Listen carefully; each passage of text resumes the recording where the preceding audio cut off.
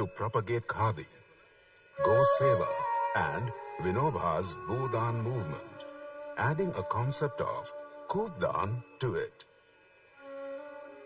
In 1956, she was conferred the Padma Vibhushan. Likewise, his elder son, Kamal Nayan Bajaj, endeavored to fulfill his father's wish and gave a fillip to Gandhiji's constructive program. He fueled the industrialization of a free India and the spirit behind a quest for self-reliance.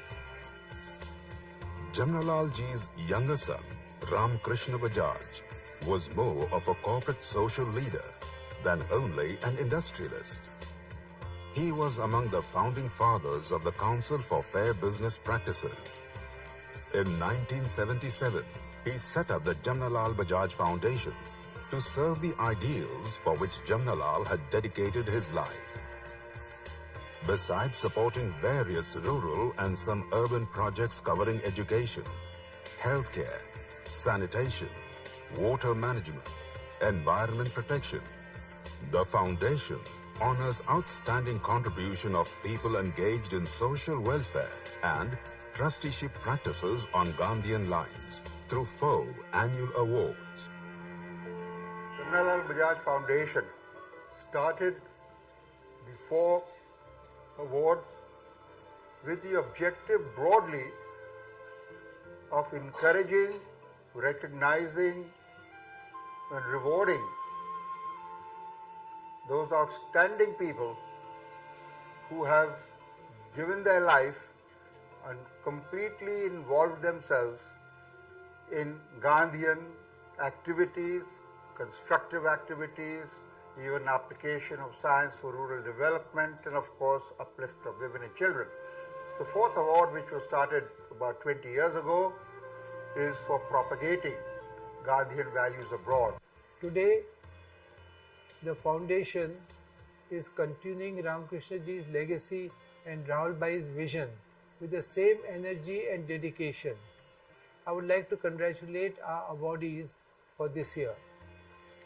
Last but not the least, I would like to acknowledge the work and dedication of the Council of Advisors and the selection committee for their time and keen judgment in all categories. Thank you. Each award carries a citation, a trophy, and a cash prize of Rs 20 lakhs. Affairs of the foundation are supervised by a board of trustees. A council of advisors, chaired by Dr. Arya Mashelkar, has been constituted to advise and guide the foundation in matters of operation of the schemes of the awards. Over the years, the Jamnalal Bajaj Awards have come to be respected as the most coveted ones in their respective fields. This is amply reflected in the multi-dimensional work of the recipients, the eminence of the members of selection panels, as also the stature of the chief guests who presented the awards in the years gone by.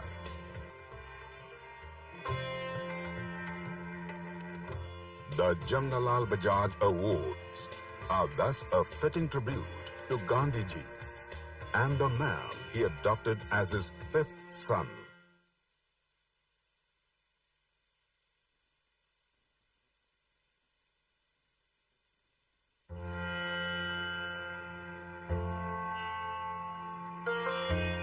In recalling the stalwarts of India's freedom, there is one name integral to the movement for sheer earnestness, single-minded commitment, and selfless contribution, and for making words into deeds.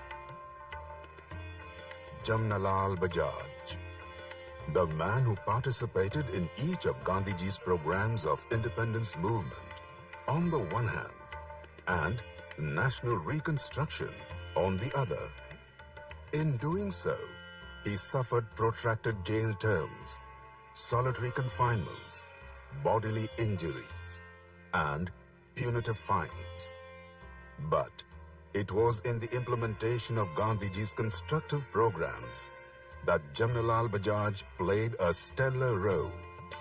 Whether it was women emancipation, Harijan welfare, propagation of khadi, preservation of cattle wealth through Go Seva, using Swadeshi, promoting cottage industries, or following business ethics and trusteeship, Jamnalal Bajaj not only actively organized these, but also created a nucleus of like-minded people, thus ensuring continuity of the activities.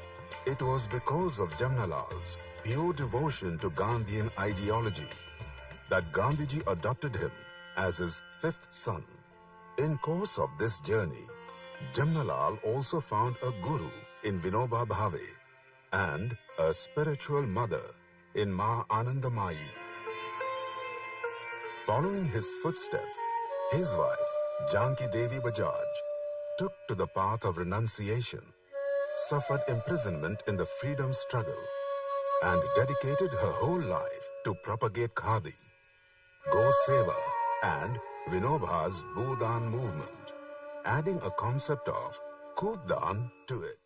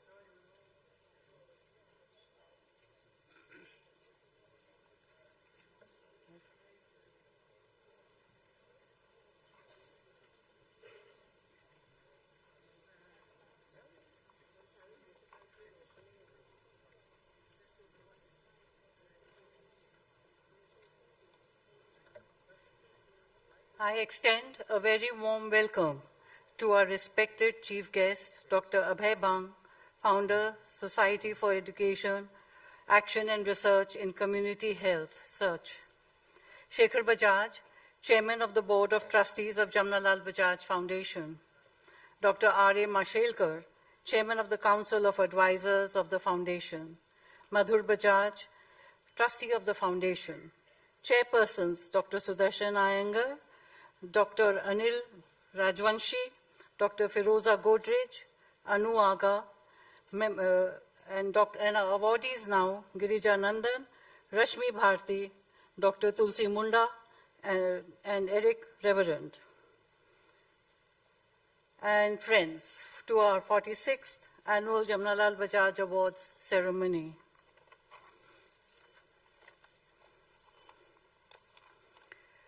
The awards purely serves the ideals of Shri Jamnalal Bajaj, who staunchly believed in the Gandhian value vision and passionately enacted the ideals. I will now start our function, and I would invite Dhwani Pandya for the invocation.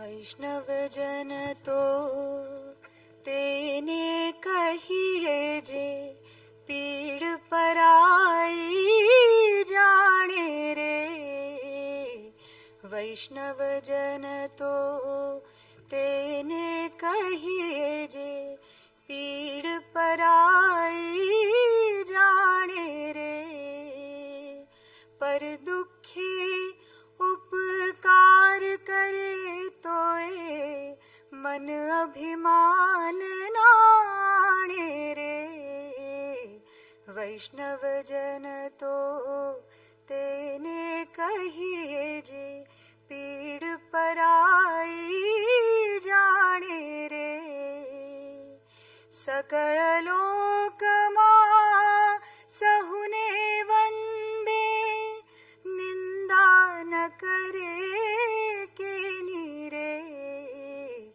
Watch काच मन निश्चय राखे धन धन जननी तेनी रे वैष्णव जन तो तेने कहिए जे पीड़ पराई जाने रे मोह माया व्यापे नहीं जेने दृढ़ वैराग्य जेना मन मारे राम नाम शू ताली लागे सकल तीरथ तेना तन मारे वैष्णव जन तो तेने कहिए जे पीड़ पराई जाने रे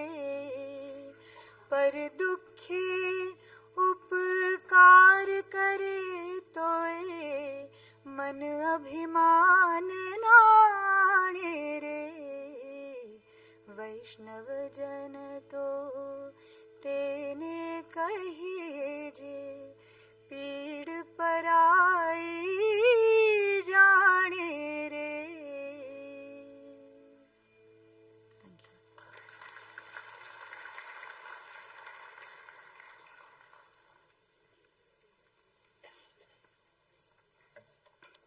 Thank you, Dhwani. I now invite Shekhar Bajaj, Chairman of the Foundation, to kindly deliver his welcome address, after which I request Shekhar Bhai to felicitate our chief guest, Dr. Abhay Bang. Shekhar Bajaj.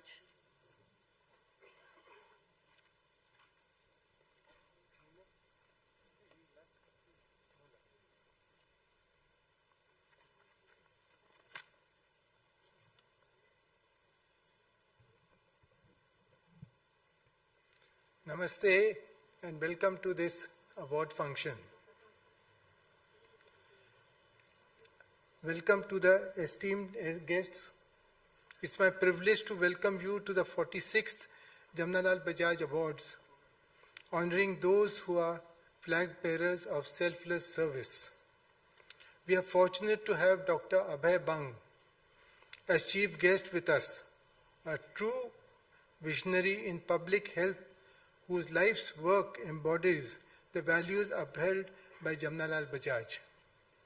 The foundation is privileged to have Dr. Bang's father, Professor Thakurlal Bang, and his wife, Dr. Rani Bang, as an awardee in 1992 and 2006.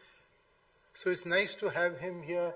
He has been there 3 times, twice as a supporting one and now as a chief guest.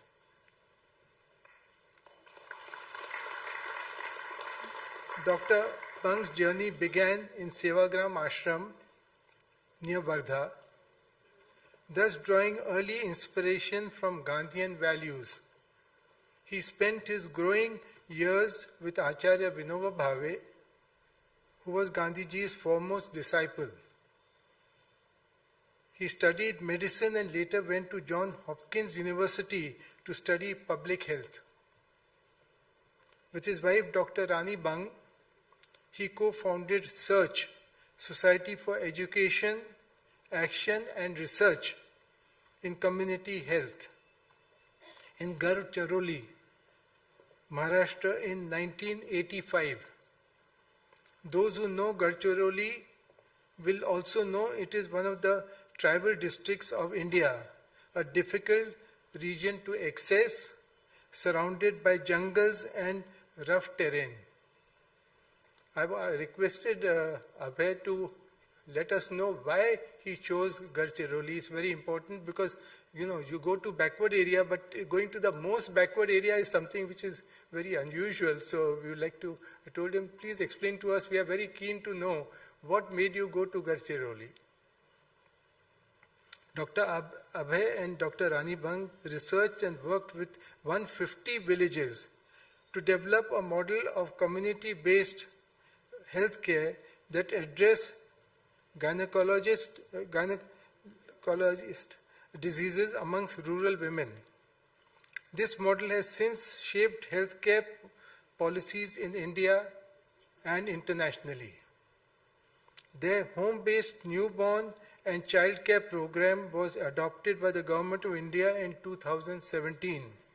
Dr. Bang also introduced Mukti Path, an initiative to reduce tobacco and alcohol use.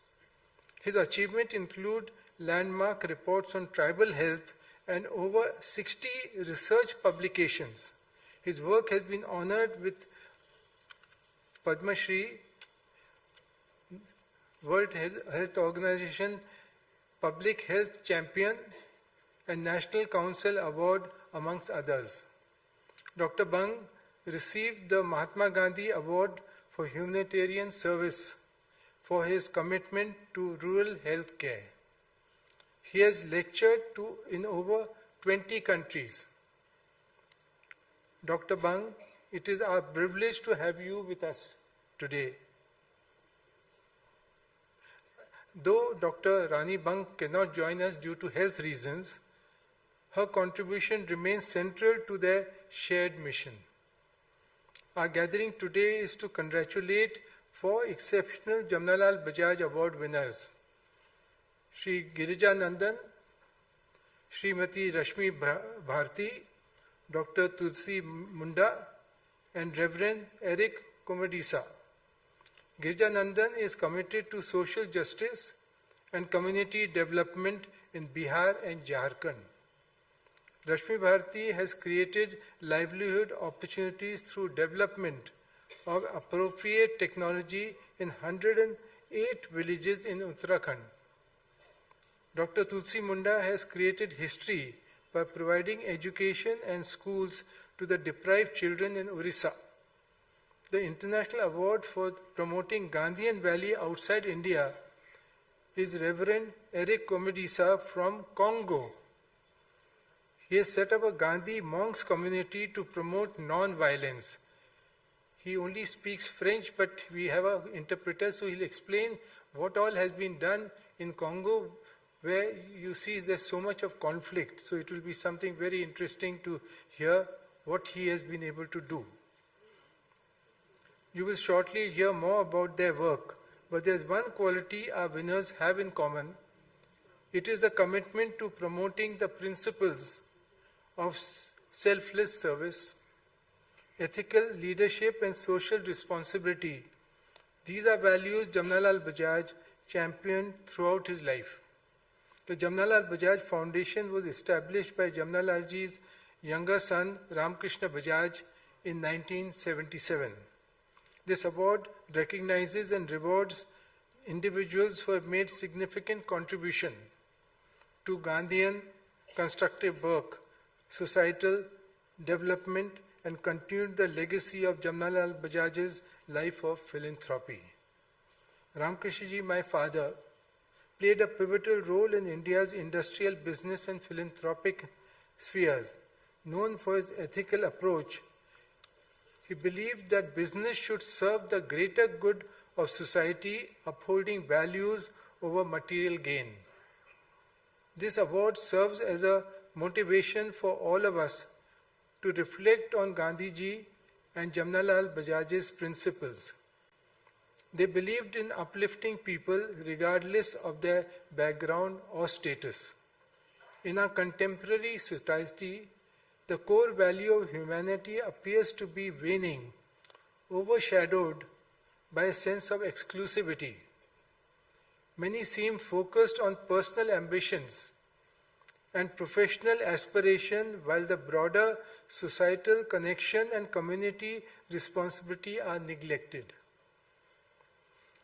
We must revive principle of compassion, which is the item where Dr. Satyarthi keeps talking about, and inclusivity to build a collective spirit that prioritizes the well-being of all over individual gain, to care for others and to look beyond ourselves. As chairman of Jamnalal Bajaj Foundation, I am committed to upholding the legacy of my predecessors, Ramkrishna Bajaj and Rahul Bajaj. I am grateful to our chief guest, awardees, and the Council of Advisors and Selection Committee for their time and contribution. Once again, I congratulate all the winners from India and overseas for their work and the difference they have made to the world. Thank you, and let the spirit of positive change continue to inspire us all. Thank you.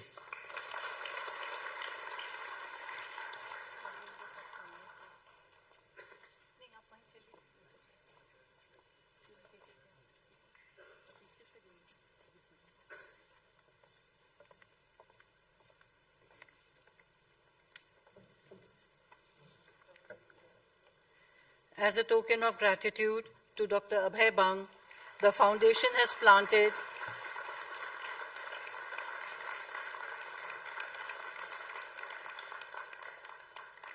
The foundation has planted 100 trees in his name for Trees for Tiger project at Ramtek in Maharashtra through an NGO, Grow Trees.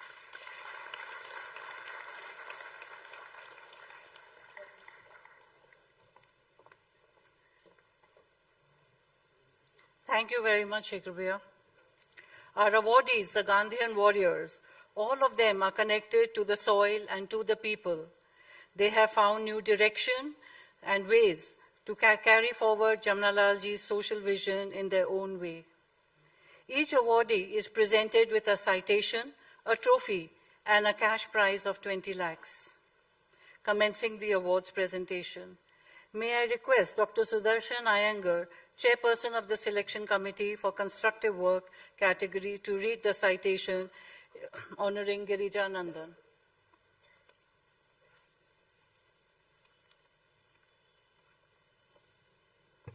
नमस्कार। आनंद का विषय 1 minute Hindi में। गिरिजानंदन जी के साथ जो लोग उपस्थित हुए हैं वो शायद पूरी तरह अंग्रेजी समझे नहीं, ये सभा ज़्यादातर अंग्रेजी में चलेगी, तो गिरिजानंदन और उनके बृहद परिवार को बहुत सारी बधाइयाँ। Shri Girijanandan during his early childhood witnessed poverty in the villages and people dying of minor health problems. As he grew up, he was also influenced by Mahatma Gandhi's life journey and his ideology. Particularly, He was drawn to the principles of nonviolence, self-reliance, and service to the underprivileged, which became the cornerstones of his life. Under his leadership, strengthening Loknayak Jayaprakash Narayan's Lok Samitis at the village level became a priority for Navabharat Jagrati Kendra, which was set up on a Bhudan land in Chauparan in Hazaribagh district in 1971. Many social action and initiatives such as education, healthcare, women's empowerment, and community development were undertaken in Bihar and Jharkhand, which led to empowerment of Dalits, women, and general rural people. Girijanandan initiated microcredit programs for women, set up schools which is providing education to over 5,000, 60% of whom are girls, set up eye hospitals to eradicate avoidable blindness from Bihar and Jharkhand, and much more. He has been at the forefront of several advocacy efforts, including his campaign for decentralization and grassroots democracy and for banning liquor in Bihar. Along with his team, he has also promoted over 100 other voluntary institutions and social activist groups in Bihar and Jharkhand for a wider reach. Girijanandan represents the Gandhian legacy in ideology and action, and his work continues to inspire future generations to carry forward the torch of social change. The Jamnalal Bajaj Foundation feels honored to present this citation and the Jamnalal Bajaj Award for the outstanding contribution in the field of constructive work to Shri Girija Nandan. Thank you very much.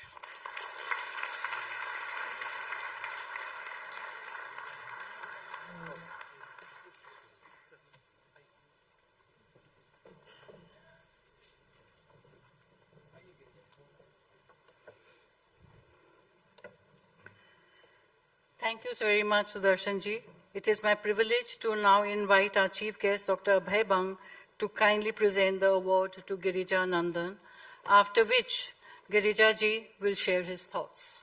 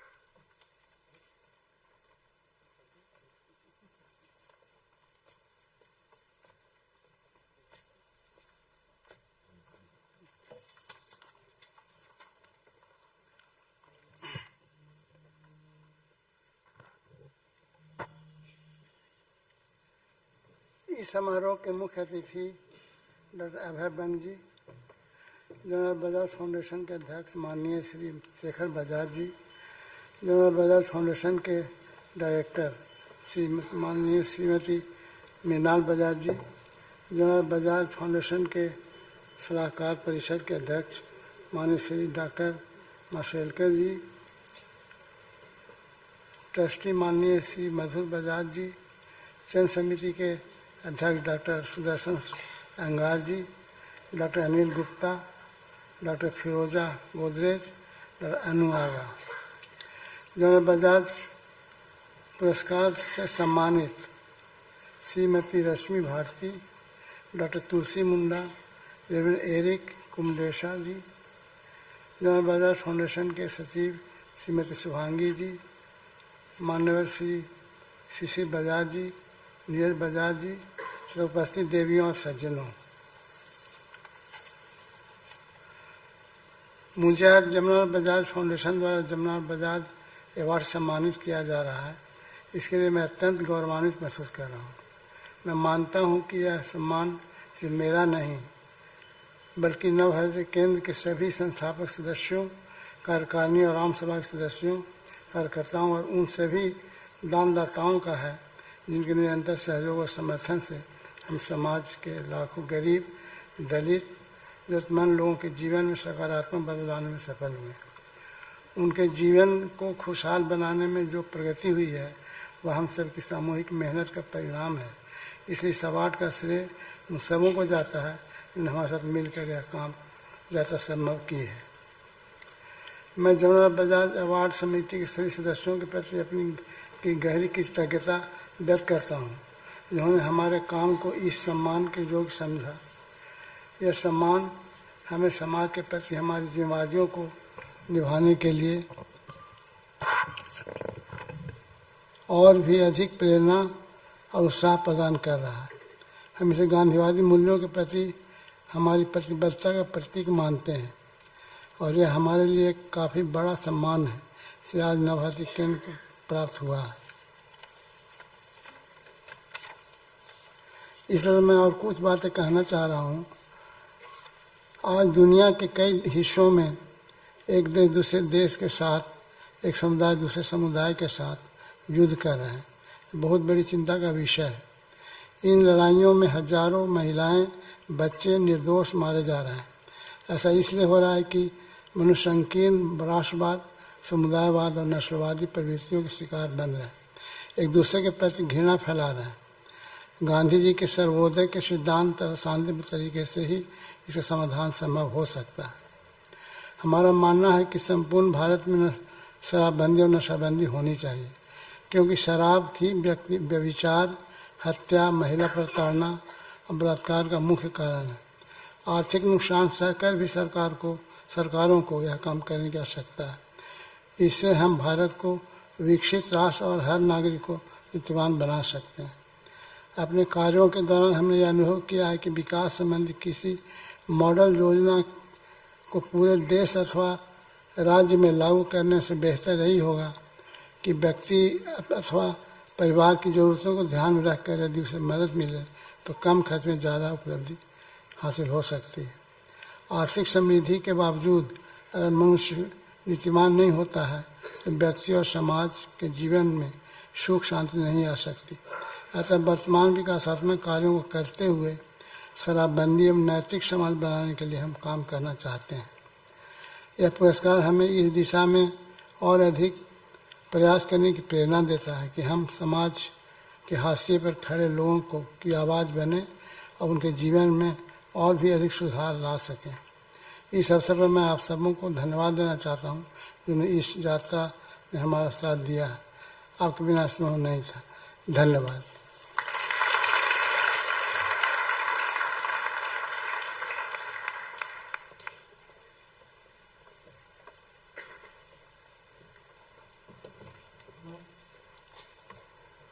नंदन जी, आपकी journey और life नवयुवकों के लिए एक मिसाल और प्रेरणा है।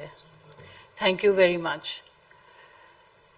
I would now like to invite our committee member Anil Rajvanshi ji for the selection for the Committee for Application of Science and Technology to kindly read the citation in honor of Rashmi Bharti.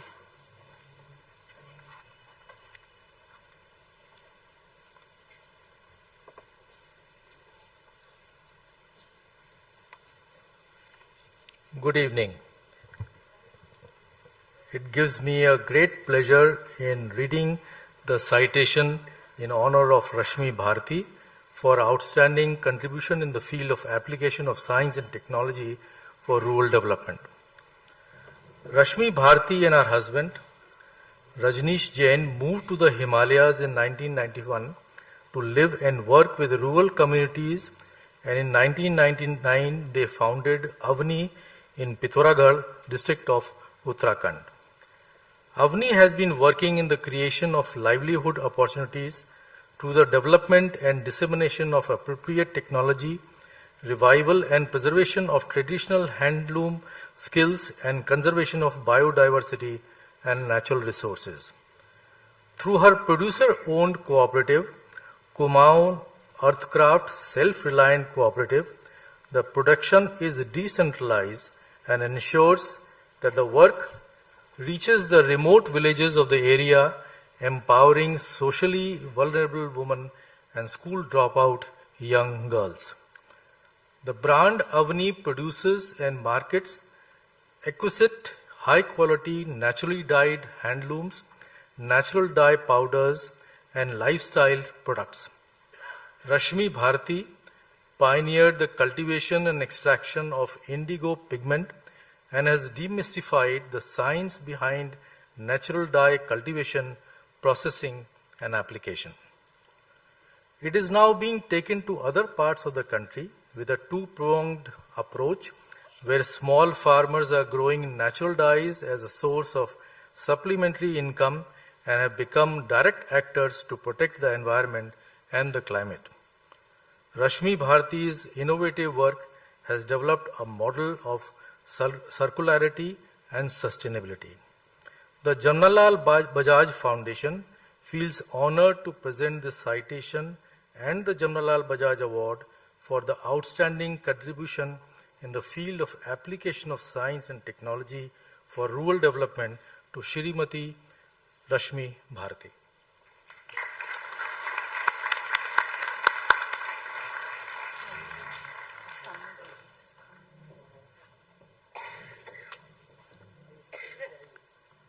Thank you very much, Dr. Rajvanshi. I invite our chief guest, Dr. Bang, to kindly do the honors, after which Rashmi ji will give her response speech.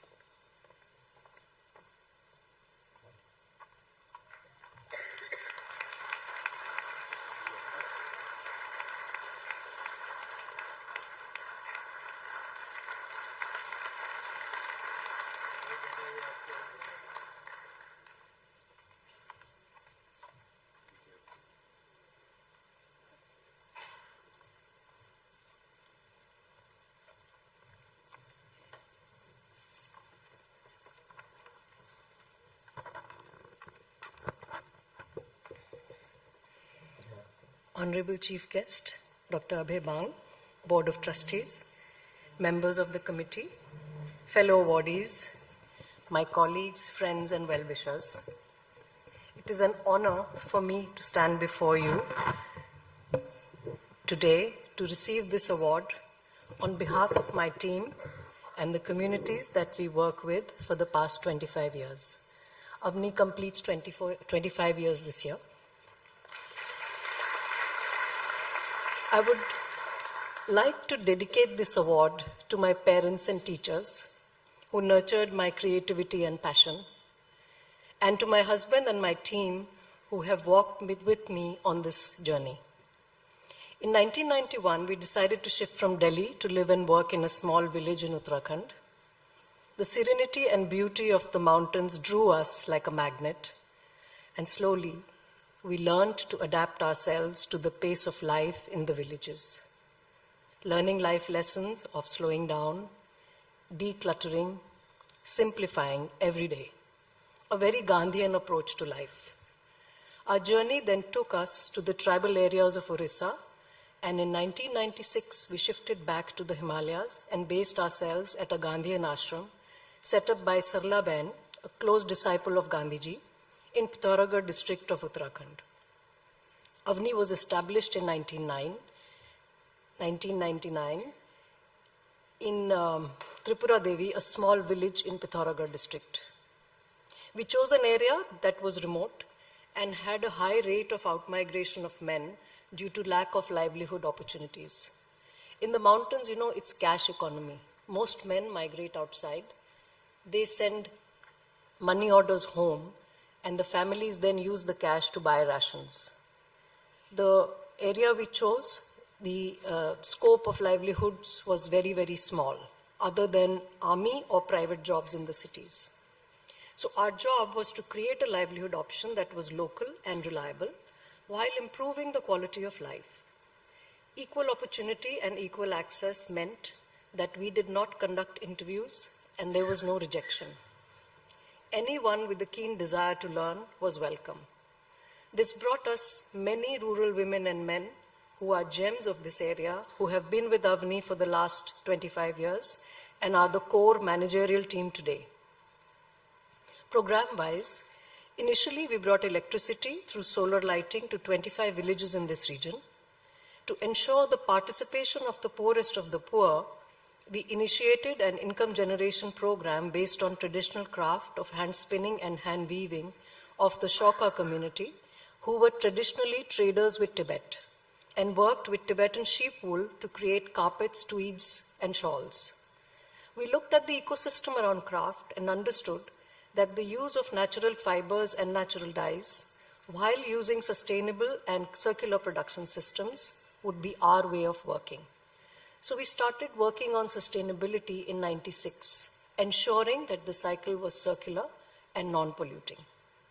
The use of water and energy were other important components of the production cycle. We looked at the ecosystem, This textile initiative has grown into a producer-owned cooperative called Earthcraft since 2005. It produces and markets high-quality handmade textiles in natural dyes with around 1,500 producers. Our work with textiles brought the issue of toxicity of synthetically produced dyes to the forefront. The connection between climate change and pollution of soil and water through different chemicals, largely synthetic dyes and detergents, is well researched. The annual global demand for colorants is about 11 million metric tons. And we are looking at applications from art supplies, cosmetics, paint industry, textiles. And a lot of them are petroleum-based or 40% are carcinogenic too, the synthetic dyes. Almost all of this is produced in factories, and untreated or semi-treated effluent goes in waterways and groundwater down to the oceans. Villages that have been affected by this kind of production system have generational trauma because of genetic issues and many other health problems that have emerged. It is imminent that we make the shift and be the change. Production of natural dyes by small farmers can be a very reliable source of cash income, and a standardized, transparent supply chain in remote rural areas, including Himalayas and tribal areas. Training barefoot scientists who became experts at extraction and application of natural dyes was the core to this initiative. Our focus really has been to demystify it to the level that anybody can work with it. It's not rocket science. It's a simple chemical process, which anybody, if they are interested to learn, can work with it. In particular, we are now rewriting the history of indigo farming across the country as a crop of regeneration and resilience by taking it to farmers in 6 states. Local action impacting climate change, where we are really emphasizing every person, their small action has an impact in the larger picture. The challenges were many, of changing mindsets, of being accepted by the community, and to set up an initiative that would last beyond our lifetime. It was slow progression built on dialogue, inclusiveness, and compassion. The learning was mutual and respectful of the traditional knowledge systems. It allowed us to have a friendship with the community, not as beneficiaries, but as people living in the same ecosystem. The fact that we were living in the village helped establish trust, but it took time. The love and acceptance we have received from village communities is what has kept us going. The honesty of intention brought us grace and a large network of friends and well-wishers, both in India and worldwide, for which we are forever grateful. We believe each of us is a magnet for things to happen. Our intention, action, passion, and perseverance allows existence to conspire to support us in every way. Thank you for listening so patiently.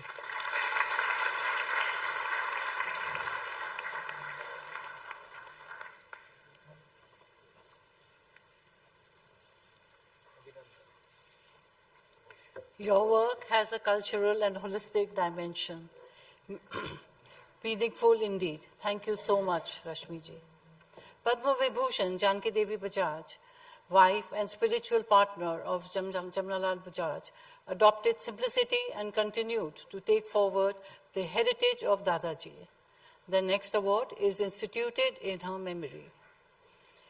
May I now request Dr. Firoza Godrej, co-chairperson of the Selection Committee for Development and Welfare of Women and Children, to kindly read the citation honoring Dr. Tulsi Munda.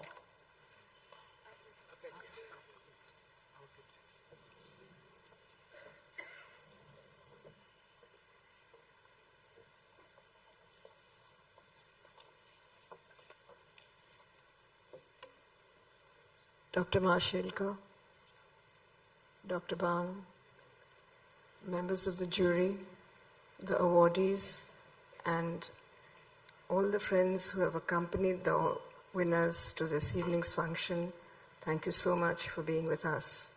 Good evening, namaskar.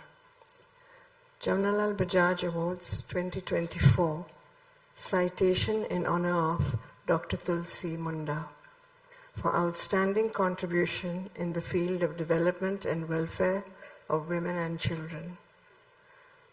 Tulsi Munda had an independent way of thinking right from her childhood, and her heart was set on her ambition to educate herself and to learn new things. Way back in 1961, her passion for learning led her to joining the freedom struggle under the guidance of eminent Gandhian women. Inspired by Acharya Vinoba Bhave's commitment to Bhudan, Tulsi Munda also participated in the Bhudan movement. A powerful lady with fire in her belly to follow Gandhi Vinoba's path for individual and community development, Tulsi Munda's spirit is unmistakable and remarkable. It is a tribute to her indomitable win and untiring energy that during the past 40 years, Tulsi Munda also set up 17 schools and succeeded in educating more than 20,000 children of mining workers.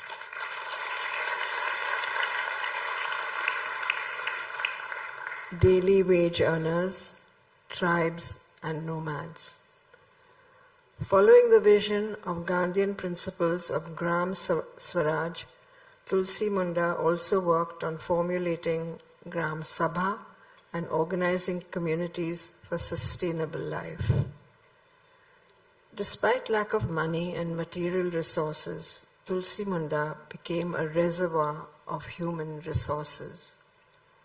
She feels much more needs to be done, and she wishes to be reborn again, undertake the same work of education and Gram Swaraj. The Jamnalal Bajaj Foundation feels honored to present this citation and the Jamnalal Bajaj Award for the outstanding contribution in the field of development and welfare of women and children.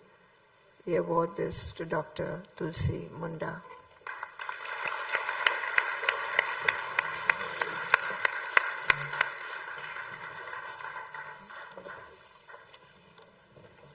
Thank you very much, Firoza. I am pleased to invite our respected chief guest once again to present the citation trophy and the prize check to Tulsi ji, after which I request her to share a few words.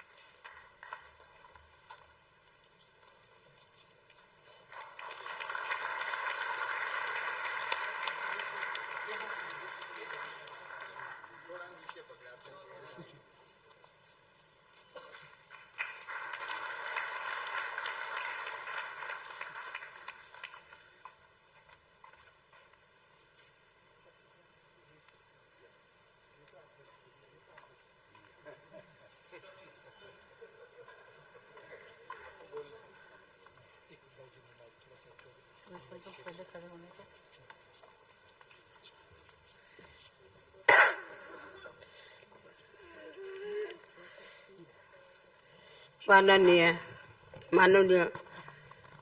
Pandal पर में बैठे हैं मुख्य अतिथि होंगे और मेरा बहुत प्यारे जो मुख्य अतिथि और जमनालाल बजाज को जो दे रहे हैं उनको बहुत हार्दिक सम्मान के साथ और क्या बोल सकते।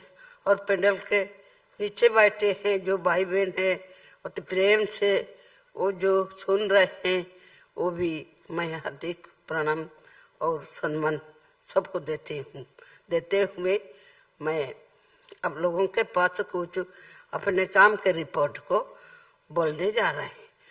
मैं खुद को अनपढ़ होने के बाद क्षमा कीजिएगा, मैं कोई रिपोर्ट में गलत तो हो सकता है और कोई तो बोलेंगे कोई तो नहीं बोलेंगे, क्योंकि पढ़ाई सीखने के साथ सब कुछ मेरे पीछे दौड़ने लगा है। जैसे समस्या के साथ लड़ाई करना, जैसा शिक्षा के साथ है, जैसा गरीबों का साथ है, जमीनों का साथ है, ऐसा हर कुछ में जिनका मैं पहले तो ऐसा मेरे को पढ़ाई नहीं होने के कारण परिवार में हम लोग 7 भाई बहन थे, कोई भी पढ़ाई नहीं किया और अनपढ़ सर थे। हमारे हमारे गांव में स्कूल भी नहीं था, कोई भी नहीं पढ़ाई करते थे। उसी के टाइम मेरे को पढ़ाई के लिए तो इच्छा हुआ। मेरा एक भाई पढ़ रहा था, वो बालू में खेलते हुए मेरे को सिखाया था कुछ। उसी के बाद कहाँ पढ़ने के लिए मैं खदान निकल गई। खदान में मैं शिशु श्रमिक के रूप से जो आयरनों में मंगनियों में जमा करना और ठेकेदार लोगों को देना, कुछ पैसा कमा करके अपना जीना। और जो शिक्षित आदमी है खदान में बहुत, उनमें से दिन को मैं कैसा पढ़ाई करेंगे। और किसी से भी मेरे तो शर्म नहीं था कि मैं अनपढ़ के लिए तो उनको पूछते थे, भाई जी इस चीज को मेरे को थोड़ा सा पढ़ा दीजिए ना। ऐसा मांगते हुए काम करते हुए चला ऐसा कुछ, कहीं तो हिंदी सीख लिए, कहीं तो उड़िया सीख लिए, कहीं तो बंगला सीख लिए। को जो पढ़ाई आदमी को जिनको मिला उनसे पढ़ाई को सीखना। और समस्या यही है कि अपना समाज के जो दरिद्रता है, जो अनपढ़ है, जो गरीब होता है, भूमिहीन होता है, जो है समाज के समस्याओं को समाधान करना। उसी के साथ मेरा जैसा कि जेल नहीं भेजना, खूनी नहीं सजाना, ये बड़ा चिंतन मेरा सिर में घुसने लगा। तो इधर पढ़ाई सीखेंगे, इधर कोई समस्या के साथ लड़ेंगे। खदान एरिया में बहुत सा समस्या है, क्योंकि उसमें आदिवासी लोग जो गरीब है सब आदिवासी लोग काम करते। वो लोगों को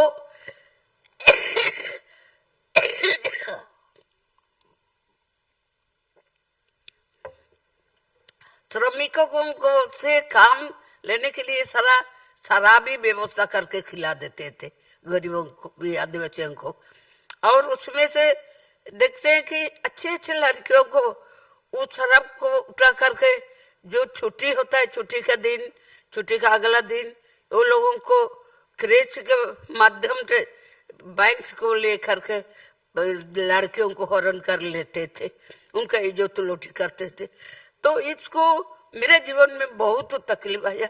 तो मैं वो शिशु श्रमिक का नाते से मैंने संगठन करने लगा महिलाएं संगठन होकर के उसी लोग जो मेरे घर में आओ सिलाई करने के लिए बोलते, जो बोल करके जो अपने घर में ठेकेदार लोगों ने बुला लेते, वो लड़कियों को नहीं जाना, किसी का घर नहीं जाना, किसी का बोली नहीं सुनना, ये सिखाने लगे। तो उसमें सामाजिक ठेकेदार लोगों से मेरा विरोध हो गए। विरोध को नहीं करते हुए पढ़ाई के पीछे और संगठन के पीछे श्रमिकों का लगा।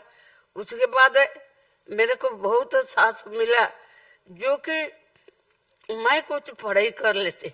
अब मेरे से पढ़ाई के लिए दूसरे श्रमिक, शिशु श्रमिक बच्चे भी मिल गए और उसके साथ मेरे को बहुत आगे बढ़ना चाहा। जैसा कि ऐसा सीखते सीखते संगठन करते, लड़ाई करते करते अचानक मालती चौधरी ये हमारे एरिया में एक एक गांव में सब काम करते थे, बुदन का काम करते हुए आए थे। तो उनके अचानक मिली 61 के जून महीने में खुद उनको जो मिले, मैंने ओनगुल चला गई। ओनगुल में सारा रहते हुए पढ़ते हुए 3 साल का ट्रेनिंग लेते हुए मैंने मेरा जीवन बहुत आगे जाने के लिए मैं तैयार हो गई। 3 साल में मैं बहुत तैयार हो गई। उसी के साथ मालती चौधरी, नवकृष्ण चौधरी, मालती रोमा देवी, इन लोगों सारा उड़ीसा का अच्छे अच्छे लोगों से मेरे को मिलना लगा। फिर से उसके बीच में पटना में मेरे को बुलाए 10 दिन के लिए। नारायण देसाई ने, प्रभावती देवी थी, उसी को बुला करके वो भी ट्रेनिंग मेरे को दिया महिलाओं के लिए। और संपूर्ण क्रांति, संपूर्ण गरीबताओं को कैसे हटाना, संपूर्ण क्रांति हो। उसी के बाद फिर से जमेला हुआ आसाम में। जब जमेला हुआ बनगांव में, जब पाकिस्तान का जमेला हुआ, उसी से आसाम में जमेला होने के पहले एक टाइम और कोई जगह में ऐसे जमेला हुआ तो मालती चौधरी में मेरे को बिनोबा जी के साथ शांति सैनिक ट्रेनिंग के लिए मेरे को भेजा गया 3-4-5 महीने के लिए। शांति सैनिक ट्रेनिंग लेते हुए सारा गांव का समस्या के ऊपर भी ट्रेनिंग किया। उसी के बाद वहां से आकर के बिनोबा जी से सारा दर्शन ले लिए।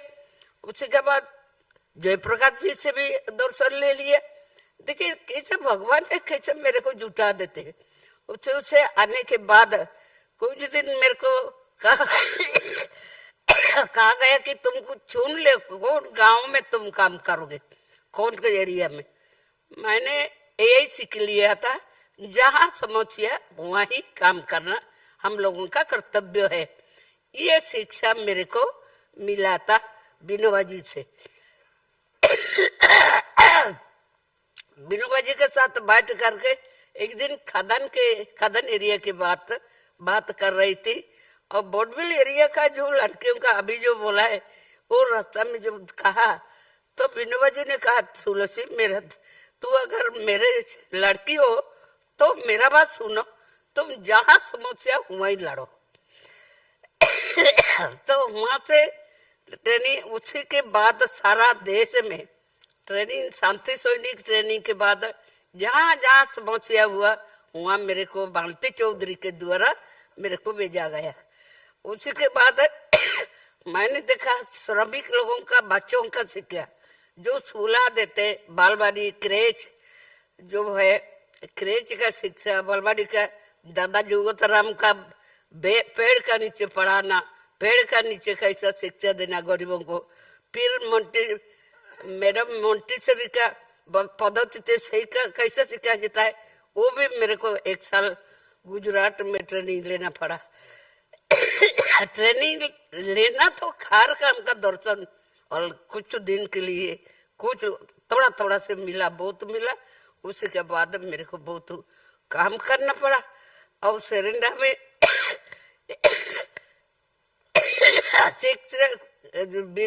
गांधी जी ना जयप्रकाश जी ने कहा, जो गांधी जी आजादी का जो घोषणा हो गया, हिंदुस्तान आजाद होगा, भारत आजाद होगा, उसी दिन गांधी जी ने एक देश को समर्पित किया था। अभी हमारे देश स्वाधीन होगा। स्वाधीन के बाद देखिए मैं समाज के लिए कुछ नहीं कर पाई। समाज आजाद आजाद आजाद करके मेरा टाइम चला गया। समाज में एक भी गरीबता नहीं रखेंगे। हर व्यक्ति से पांच आवश्यकता पहुंचाना होगा।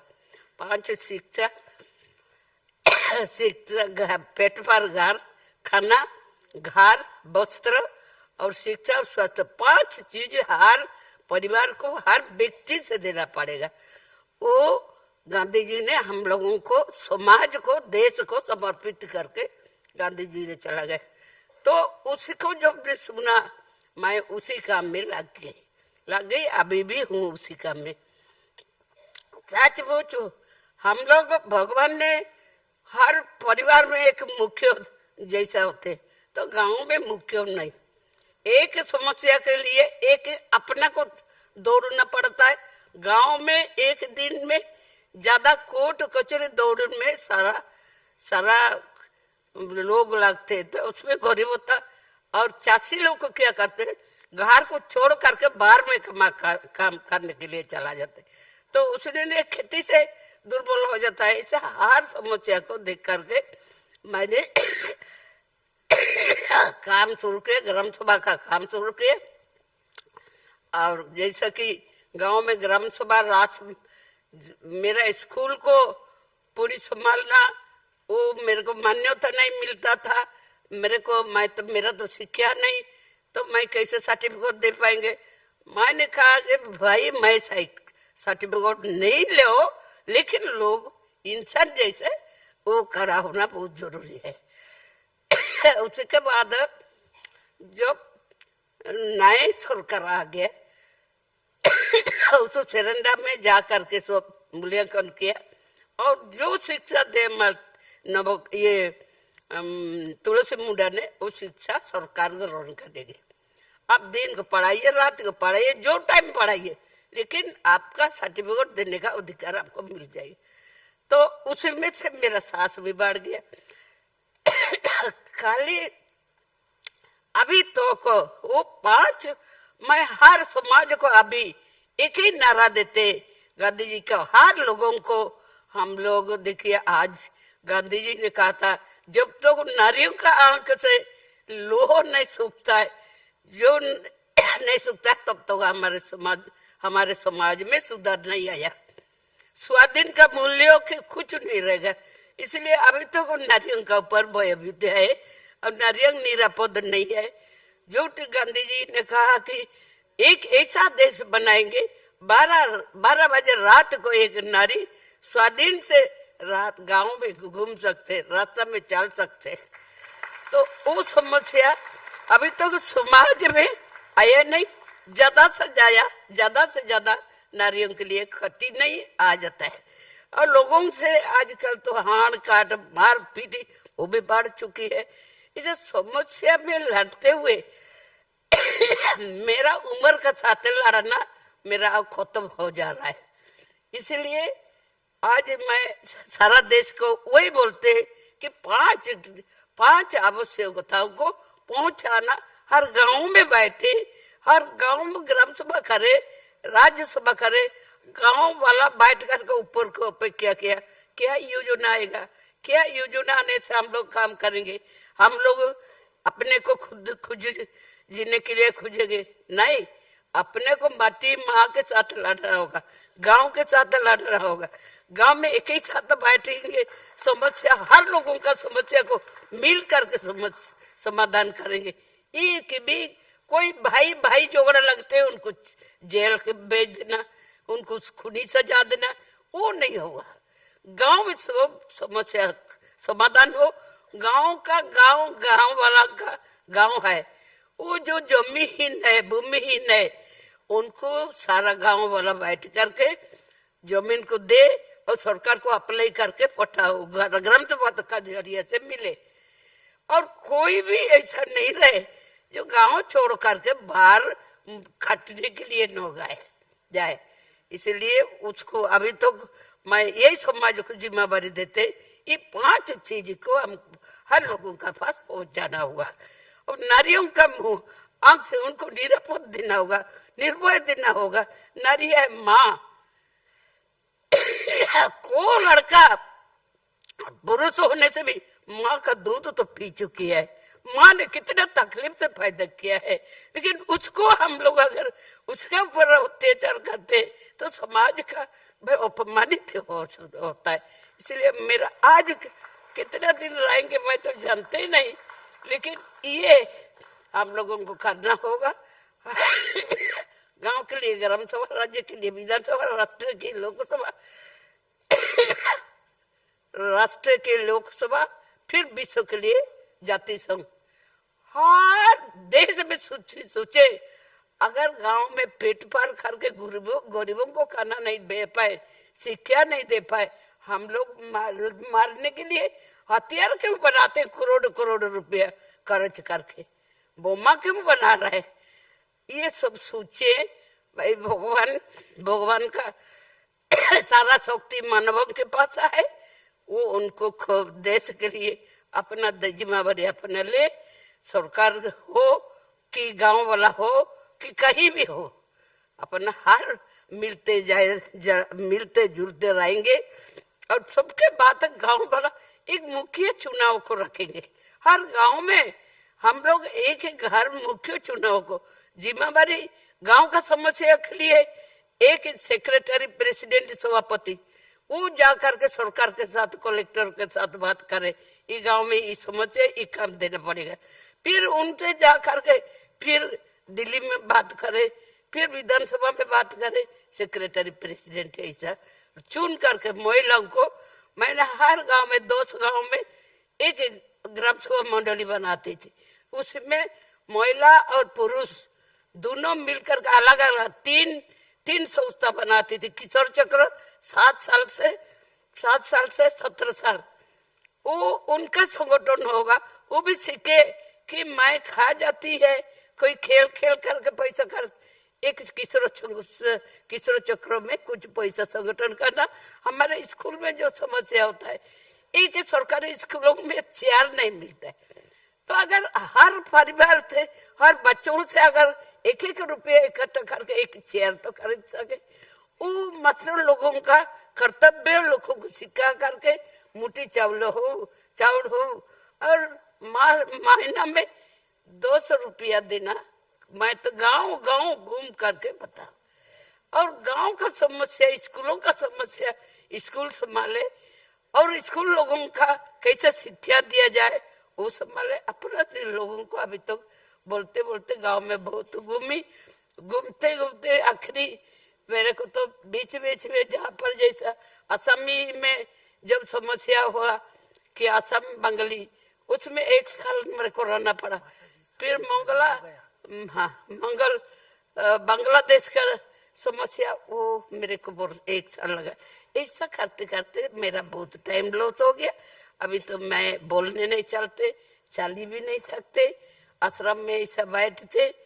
और आप लोगों को इसीलिए जानकारी दिया, हर लोग हम लोग सोचे अपना समाज के लिए, अपना गांव के लिए, अपना परिवार के लिए। सब लोगों को अनुरोध यही था और कुछ नहीं है।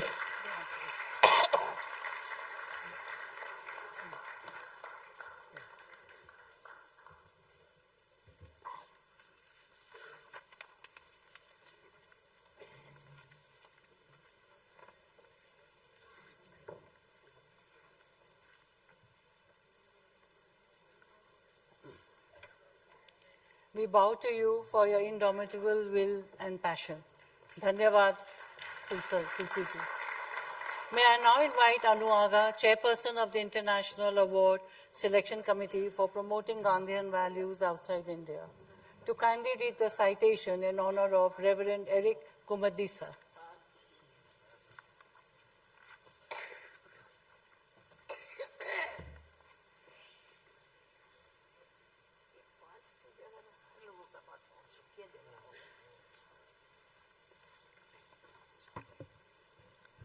Good evening, friends. It gives me great pleasure to read out the citation in honor of Reverend Eric Kumedia for outstanding contribution in the field of promoting Gandhian values outside India. Eric Kumedisa is on a mission to change and transform a situation of unjustness for the betterment of the people in the Congo region. In 2008, Eric Kumedisa established Gandhian monk community.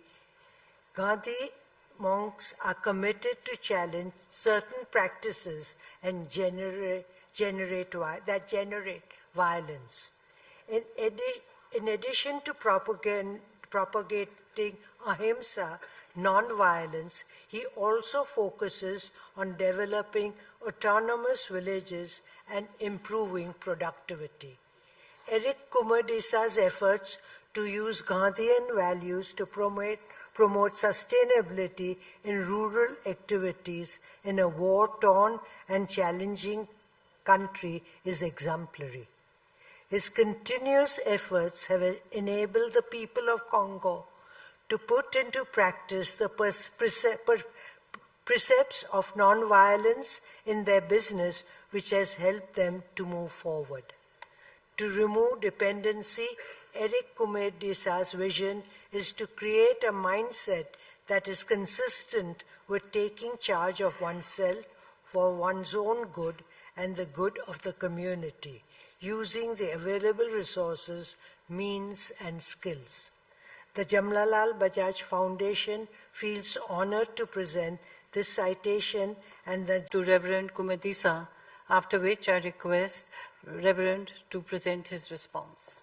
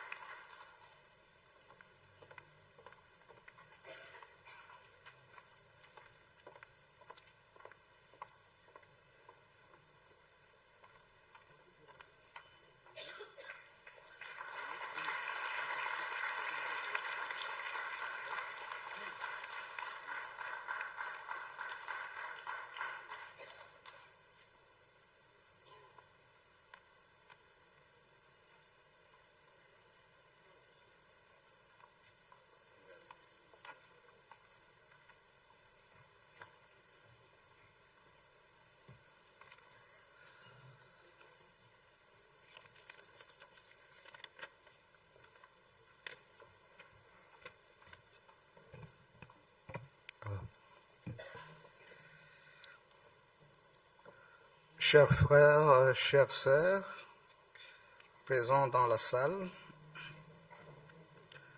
à l'occasion de la remise de ces trophées, je voudrais vous entretenir sur la non-violence. L'aspect spirituel de la non-violence est aujourd'hui classé dans les oubliettes. Parfois, les gens oublient que la nature de ces concepts non-violence est de nature spirituelle et religieuse. À titre de rappel historique, la non-violence est d'origine spirituelle. Elle a été inventée par des savants indiens, des inspirés, selon la tradition, des rishis, qui se trouvaient à un moment très difficile. Et la Syrie, avec la guerre, vous savez, je vous ramène ici dans l'histoire de l'Inde antique. Et ces savants se sont rendus compte qu'avec la violence, il n'y a pas la paix. Avec la violence, l'injustice, on ne résout absolument rien. Mais si on devrait être en paix, il faut trouver une chose de particulier. Et cette chose de particulier, ils ont vu le concept de ahimsa. Et ahimsa, c'est la non-nuisance. Ce que vous ne voulez pas qu'on fasse de vous, ne le faites pas à quelqu'un d'autre. Et ils ont commencé à enseigner cette loi qui a été reprise plusieurs siècles après par Jésus de Nazareth avec son principe de l'amour du prochain. Et plusieurs années après, non loin de notre époque, il y a un monsieur, Gandhi, qui a actualisé ces concepts, qui a fait redécouvrir ces concepts que les rishis ont inventés. Et Gandhi dit dans son livre, l'autobiographie qu'il a écrit dans les années 20, où il a fait redécouvrir ces concepts. Il faisait des actions, mais il n'avait pas les noms qu'il fallait. Et il déclare que c'est en 1906, après avoir essayé sa méthode en Afrique du Sud, avec son mouvement de revendication de l'injustice que l'apartheid a commis en Afrique du Sud, il s'était rendu compte que la méthode que j'utilise, c'était de la non-violence. Et cette méthode, il s'est imprégné dans la partie spirituelle, où il commençait à gêner, il commençait à faire prier et à mobiliser les gens. Et quelques années, beaucoup plus tard, son cousin, qui a fait découvrir ces concepts, ils ont étudié, ils ont dit les satagrias. Donc, les sat comme Dieu, et puis gris comme Dieu. Donc, à partir de ce moment-là, il a compris que les satagrias étaient donc un mouvement qu'il devrait propulser et mettre en contact. Donc, pour tous ceux qui se sont donnés à ces mouvements, ils étaient appelés des satagrias. Donc, permettez-moi le terme, hein, donc c'est le terme tout à fait d'origine indienne et parfois il y a des difficultés un peu à les prononcer. Donc, à ce moment ici, vous écoutez les discours ou un mot qui vient des non-violents du satagria, qui vient du Congo. Peut-être me poserez-vous la question de savoir qui sont les moines Gandhi? Qu'est-ce qu'ils font? Est-ce que c'est une église? Est-ce que c'est une religion? Je vais vous dire que les moines Gandhi ne sont pas une religion, mais au moins ce sont ceux qui croient à des valeurs que Gandhi a mis en pratique, à des expériences que Gandhi a expérimentées sur le plan social. Et ce sont ceux qui adhèrent à ces idées et qui les mettent en pratique, sont ipso facto des moines. Tels que vous êtes là, vous êtes des moines Gandhi, puisque vous avez mis votre approbation, n'est-ce pas, à l'adhésion de ce que Gandhi a fait promouvoir. Et c'est pour la raison pour laquelle on est ici. Qu'est-ce qu'il voulait dire quand il parle de satagria? Qu'est-ce qu'il voulait dire? D'abord, il a mis en principe quelques des principes qu'on appelle de V. De V. Et nous au Congo, des communautés, ceux qui adhèrent à cette vision sont décidés, ils pratiquent ou plus ou moins sept principes ou de V, s'il vous plaît. Ici, ça se vit presque parmi les gens qui habitent dans les ashrams. Donc, nous avons levé d'abord de fermeté, l'attachement à la vérité, le V. Et alors que l'attachement à la vérité, c'est le concept de Dieu lui-même. Dieu, c'est la vérité. Donc, quand on est attaché à la vérité, on a fait la découverte de Dieu,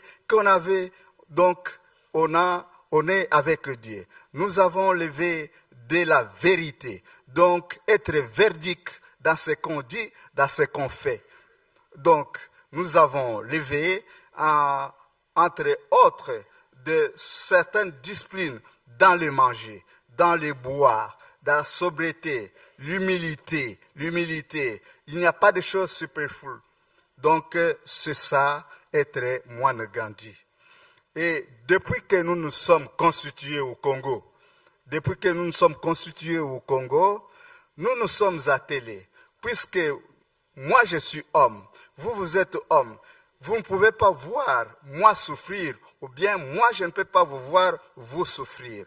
Donc nous devons nous aider dans la souffrance et voir comment est-ce que nous pouvons dépasser cette souffrance parfois créée par nous les hommes à cause des injustices, à cause de l'égoïsme. C'est pour la raison pour laquelle nous nous sommes attelés dans le travail de transformation sociale, dans l'artisanat, faire des travail dans l'entrepreneuriat, donner aux jeunes gens le travail pour s'autosuffire, pour leur propre bien et pour le bien de la communauté.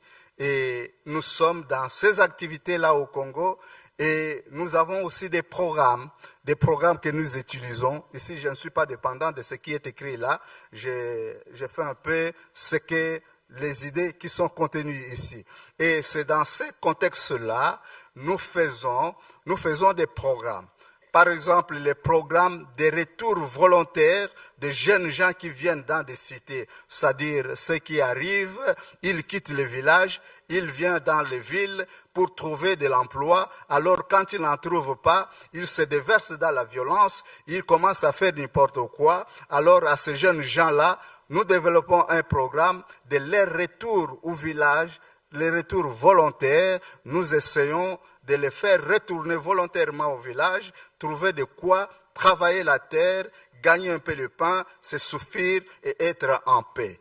Et puis, en plus de cela, dans les universités où nous sommes, ou qui nous donnent l'accès à parler aux étudiants, à parler au public, nous essayons d'enseigner les habiletés de la non-violence, ce que la non-violence implique. Quelqu'un qui voudrait être non-violent, comment il doit vivre, qu'est-ce qu'il doit faire, ainsi de suite. Donc, c'est la raison pour laquelle nous sommes là au Congo. Et c'est la raison pour laquelle, en voyant tout ce que nous avons entrepris, et il y a Gandhi International, un mouvement basé en France qui nous a ciblés. Donc, le président de Gandhi, M. Louis Campana, qui nous a ciblés et qui nous a recommandé auprès de la Fondation Bajaj pour que la Fondation puisse reconnaître au moins le travail qui se fait au Congo, les efforts que nous plions. Alors, nous sommes très reconnaissants à cette fondation qui propulse les efforts qui se font ailleurs, pas seulement ici en Inde, mais partout au monde, là où il y a des gens engagés qui promouvoient ces idées de Gandhi et la fondation essaie de les encourager. C'est la raison pour laquelle j'ai la pire conviction de remercier le membre de la fondation, à la personne de... Je m'excuse si je suis en train de massacrer les noms. Je voudrais ici, à cette occasion, remercier messieurs, je vais remercier messieurs Jamnalal Bajaj, président de la Fondation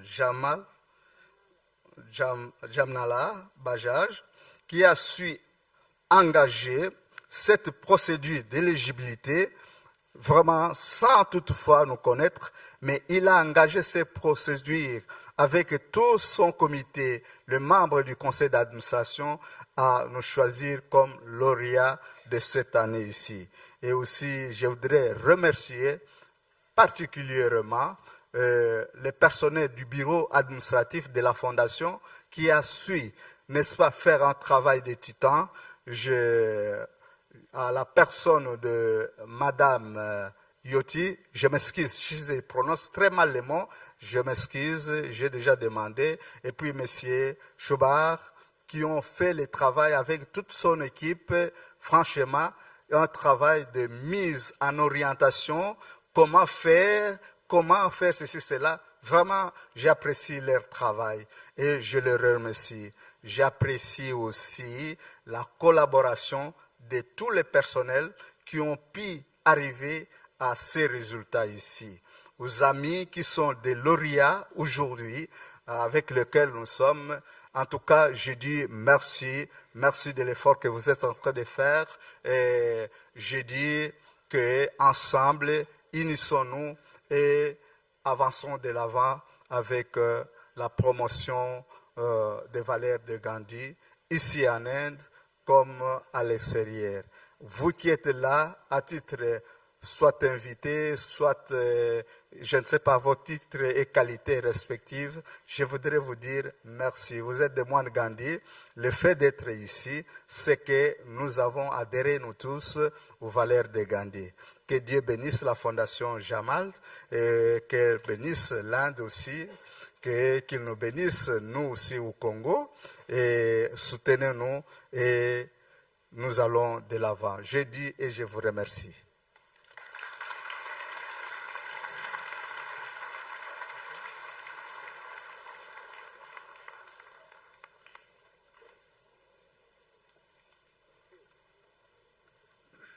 Your concept of Gandhi monk has created a unique and inspiring model. Thank you very much, Reverend Kumudesa. Let us all once again congratulate all our awardees with a huge round of applause.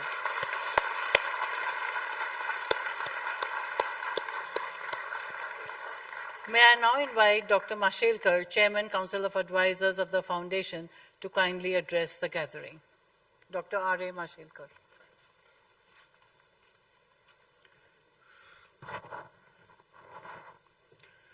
Respected Shekharbhai Bajaj, Dr. Abhay Bang, our revered chief guest of the day, distinguished trustees of the Jamnalal Bajaj Foundation, distinguished chairpersons of the awards committee, proud award winners, more correctly, awardees who have done us proud, distinguished members of the Bajaj family, ladies and gentlemen.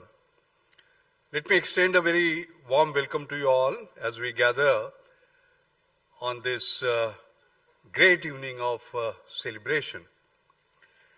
A very special welcome to Dr. Abhay Bang, our chief guest, who has been my role model, who has been my inspiration over the years. The life and work of Dr. Abhay Bang and Dr. Rani Bang, we have to take them together by the way, embodies the quintessence of Mahatma Gandhi's timeless teaching. The best way to find yourself is to lose yourself in the service of others. Abhay Bang and Rani Bang became beacons of hope and healing when they decided to dedicate their life for the forgotten and forsaken souls of Gadchiroli remote region, where life's most basic assurances often faltered. Through tireless dedication, Abhay and Rani redefined rural healthcare, crafting a model that breathed new life into the vulnerable communities. Their sacrifices, made with grace, made with humility, stand as a testament to the enduring power of selfless love and the transformative spirit of service. In their hands, healthcare became more than medicine. It became a sacred act of empathy and shared humanity. Their work echoes beyond the villages they nurtured, resonating as the inspiration for generations to come, preserving the values of compassion, of resilience, and collective upliftment. The very presence of Dr. Abhay Bang amidst us illuminates the evening with magnificent glow of the great true Gandhian, a unique Gandhian. I dare say we can't find a handful of them today. Many ask a question about the relevance of Gandhiji's teachings of the 20th century in today's 21st century.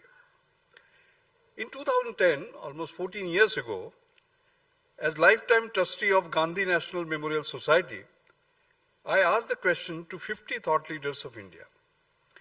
The respondents were great Gandhians like Abhay Bang to Ilaben Bhatt to Mohan Daria, industrialists from Rahul Bhai to Narayan Murthy, scientists from M.S. Swaminathan to Anil Kakodkar, and can you believe Amjad Ali Khan, Mallika Sarabhai, Sunil Gavaskar, Kiran Bedi, Christopher Berenger also responded. There was such huge diversity in our respondents. Each one looked at Gandhiji from his or her own window of experience. But the answer was only one. Despite all this diversity, Gandhiji is more relevant today than ever before. All their words of wisdom have been captured in my book, Timeless Inspirator, Reliving Gandhi. In fact, the book begins by the contribution by our chief guest, Dr. Abhay Bang, titled On Meeting the Mahatma. He poignantly says how Gandhiji's influence on his life began even before he was born. Please do read it. It's a worth read in terms of understanding what Gandhiji means. I also remember some great insights by our own Rahul Bhai in his contribution, reinterpreting Gandhiji for our times. But to my mind, the best proof of the relevance of Gandhian values is today's word, is the evening itself. Our celebration of Gandhian values this evening itself is a proof. This evening would not have been possible but the legendary Jamnalal Bajaj. Let us take a brief peep into the past. Jamnalalji was an ardent follower of Mahatma Gandhi and exemplified Gandhian principles in every facet of his life, political, social, business, personal. His adherence to these values laid the foundation for his deep involvement in the Indian freedom movement, social reforms, and nation-building initiatives. Understanding the Gandhian ethics could be the cornerstone for a better society. Understanding that, Jamnalalji infused these ideals into his business practices, promoting ethical entrepreneurship and prioritizing the welfare of workers and communities. This very philosophy behind perpetual pursuit of Gandhian values in all walks of life led to the establishment of the Jamnalal Bajaj Foundation. And by nurturing the Jamnalal Bajaj Awards for 46 years and counting, the Bajaj family has demonstrated that Gandhian values are not relics of the past, but crucial blueprints for building a better future, not just for India, but for the world.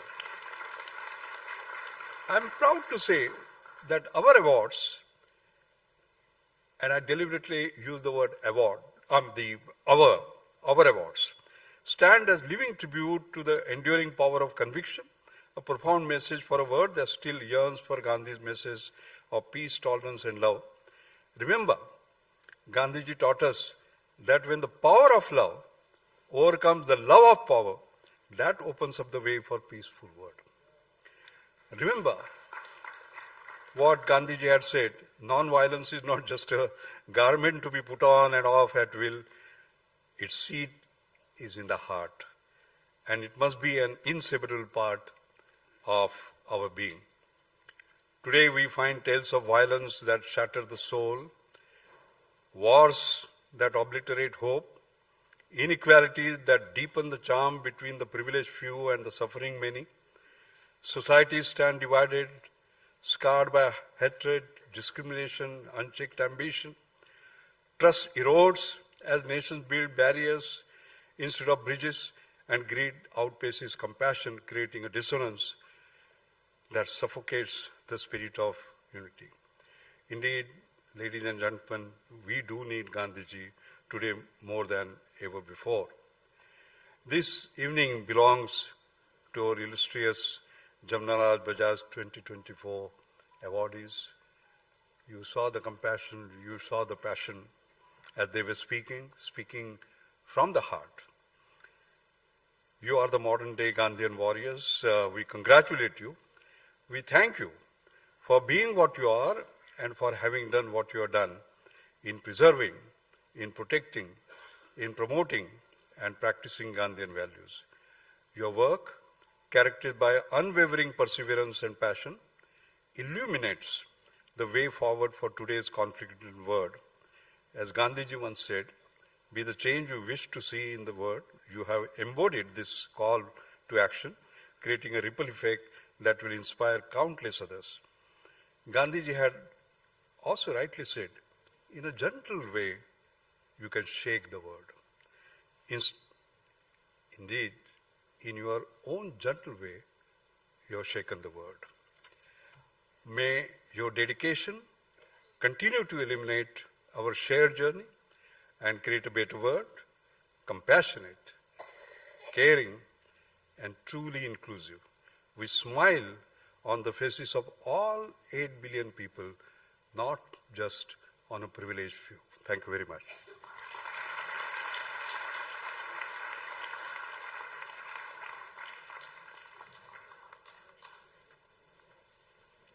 Thank you so much, Dr. Mashelkar, for your invaluable insights and for inspiring us with your beliefs and passion. It is my privilege to now invite our chief guest, Dr. Abhay Bang, founder and director of Search, to present his keynote address. Dr. Abhay Bang.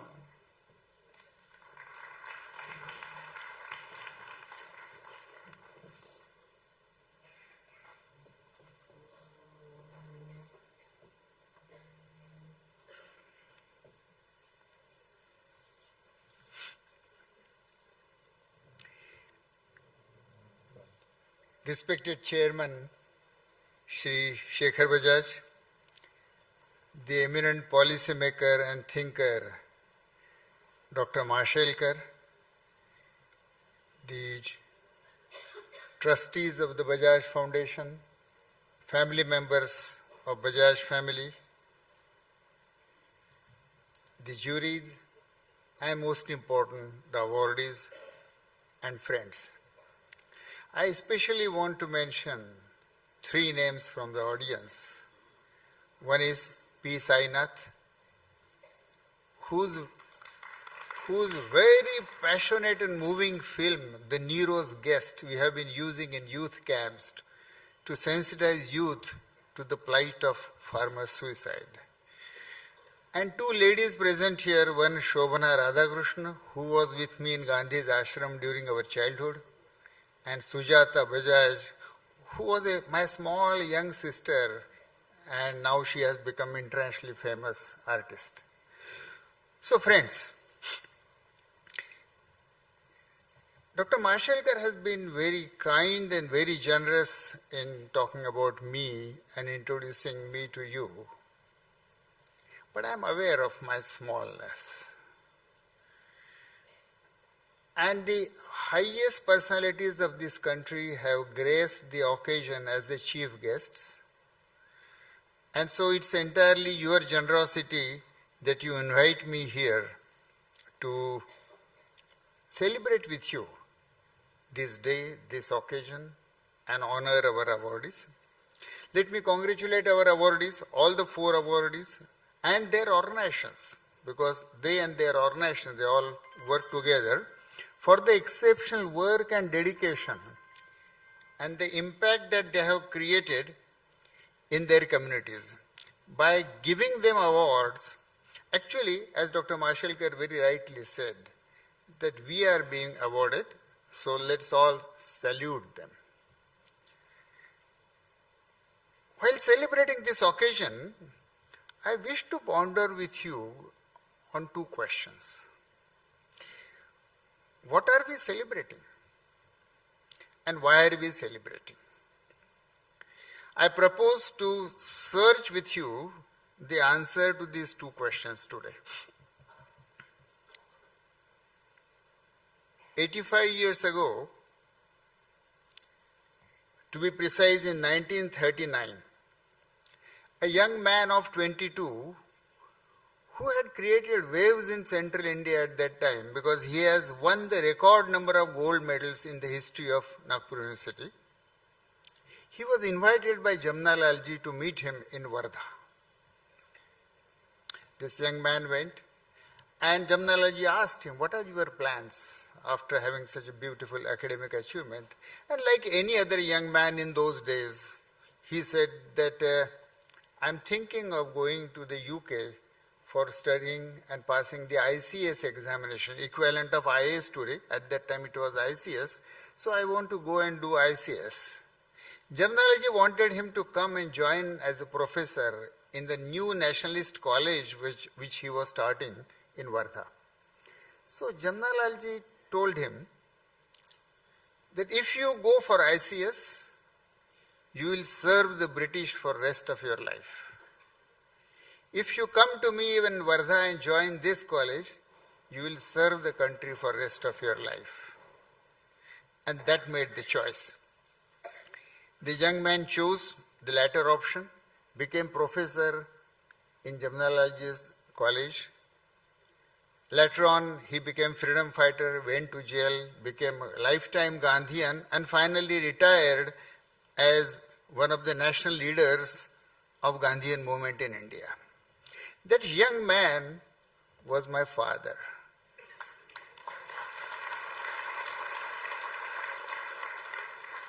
Late Thakur Das Bang.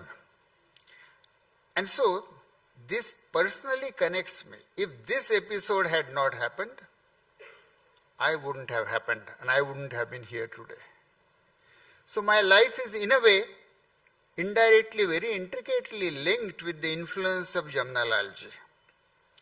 Question I often ask myself as to what was the power of Jamnalal ji that young man changed the course of his life. The power came from Jamnalal ji because he lived what he advised. We all know that Mahatma Gandhi's very famous quotation. It is so simple that we might really lose the deeper meaning of that. When he said, my life is my message. Now, simple words. But how many of us can ever say that my life is my message?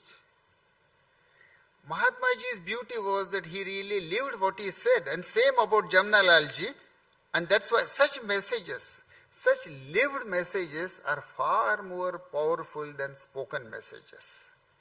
The power of Jamnalal ji, which he exerted in my father, came because he had lived it for the past 20 years, and hence the impact. To understand that power, I'll have to take you to Wardha of nearly 85 years earlier. Wardha was a small district town in the central part of India. During 1930s and 40s, Wardha had become an unofficial capital of nationalist movement of India because Mahatma ji lived there. Letters from abroad, sometimes addressed as to the uncrowned Emperor of India. These letters were not delivered by the British post to the Viceroy of India, but they were delivered to the Mahatma Gandhi in Sevagram. And so such was Wardha at that time. and the man who was instrumental in bringing Mahatma Gandhi to Wardha and become his host and host of several of his activities was Jamnalal Bajaj.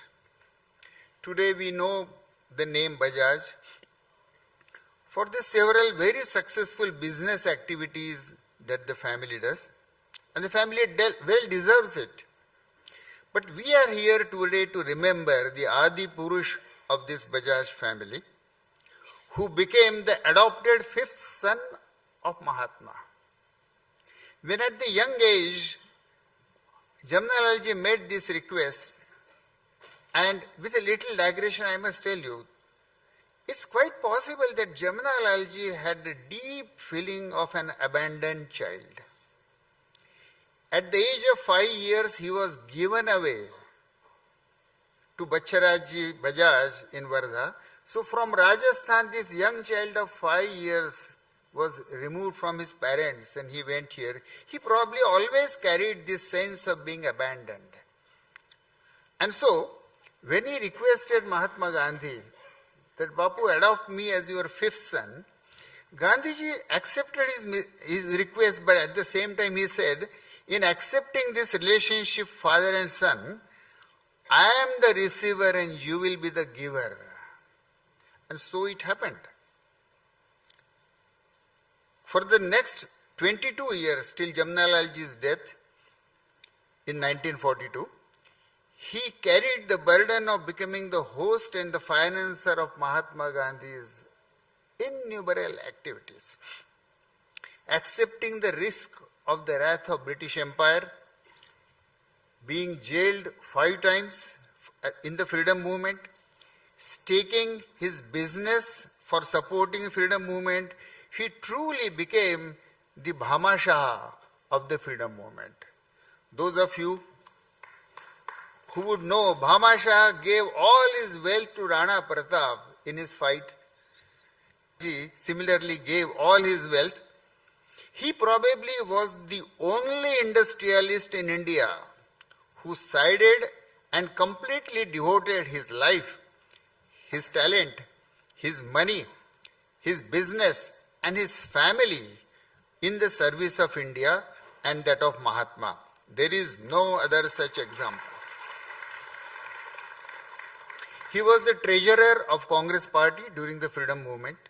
But additionally, there are some unknown facts. He also managed Jawaharlal Nehru's personal finances when he was in jail, and Jawaharlalji was in jail for 11 years.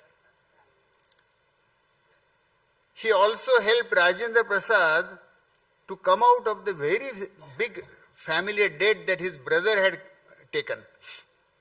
And he also helped Rajgopalachari, and he financed him to buy a house in Madras. Now, Jamnalalji at that time didn't know that these 3 men would become eventually the Prime Minister and the President and the first Governor General of India. So all his support to the freedom movement and to the freedom fighters was without expecting any returns. It was literally the Nishkam Karma Yoga. In the past 2 decades, world has witnessed a very unique phenomenon, and that is giving away of wealth for societal causes.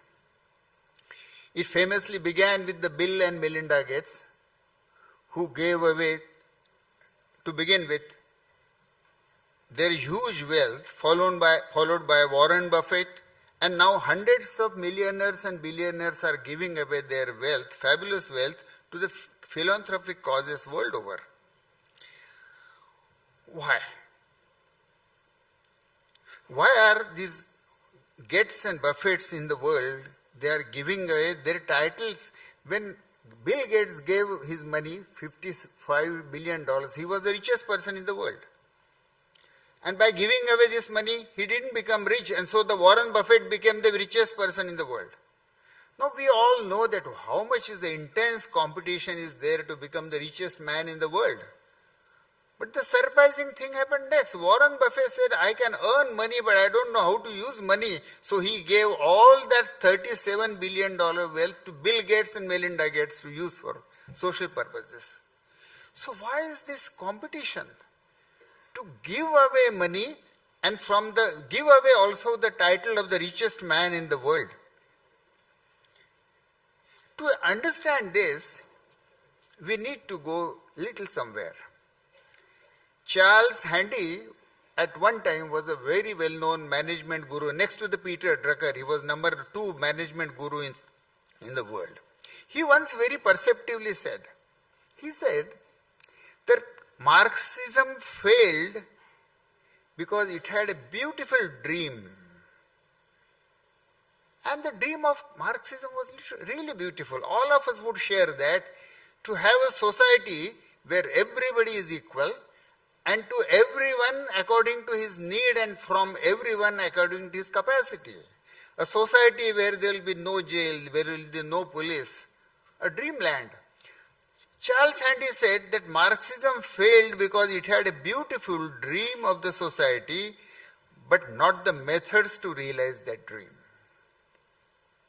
It could not find the political and economic methods by which that dream could become a reality. But he further goes. And then he says that capitalism has beautiful and effective methods, but it has no dream. It has no soul. Earning individual wealth alone cannot be the dream for the whole world. And so, what Handy said was very spot on. He pointed out that the capitalism needs a dream which goes beyond making individual wealth. The purpose of business is to make profit. But what is the purpose of the profit? Capitalism needs a larger purpose. He advocated trusteeship as the ideal relationship between capital and the capitalist. The capitalist should voluntarily transform his personal ownership of the wealth to become the trustee of his wealth. That's what Gandhi said. The trustee protects, manages, grows the wealth and uses it for the larger cause. Gandhi often said that Jamnalal Bajaj comes closest to my idea of an ideal trustee.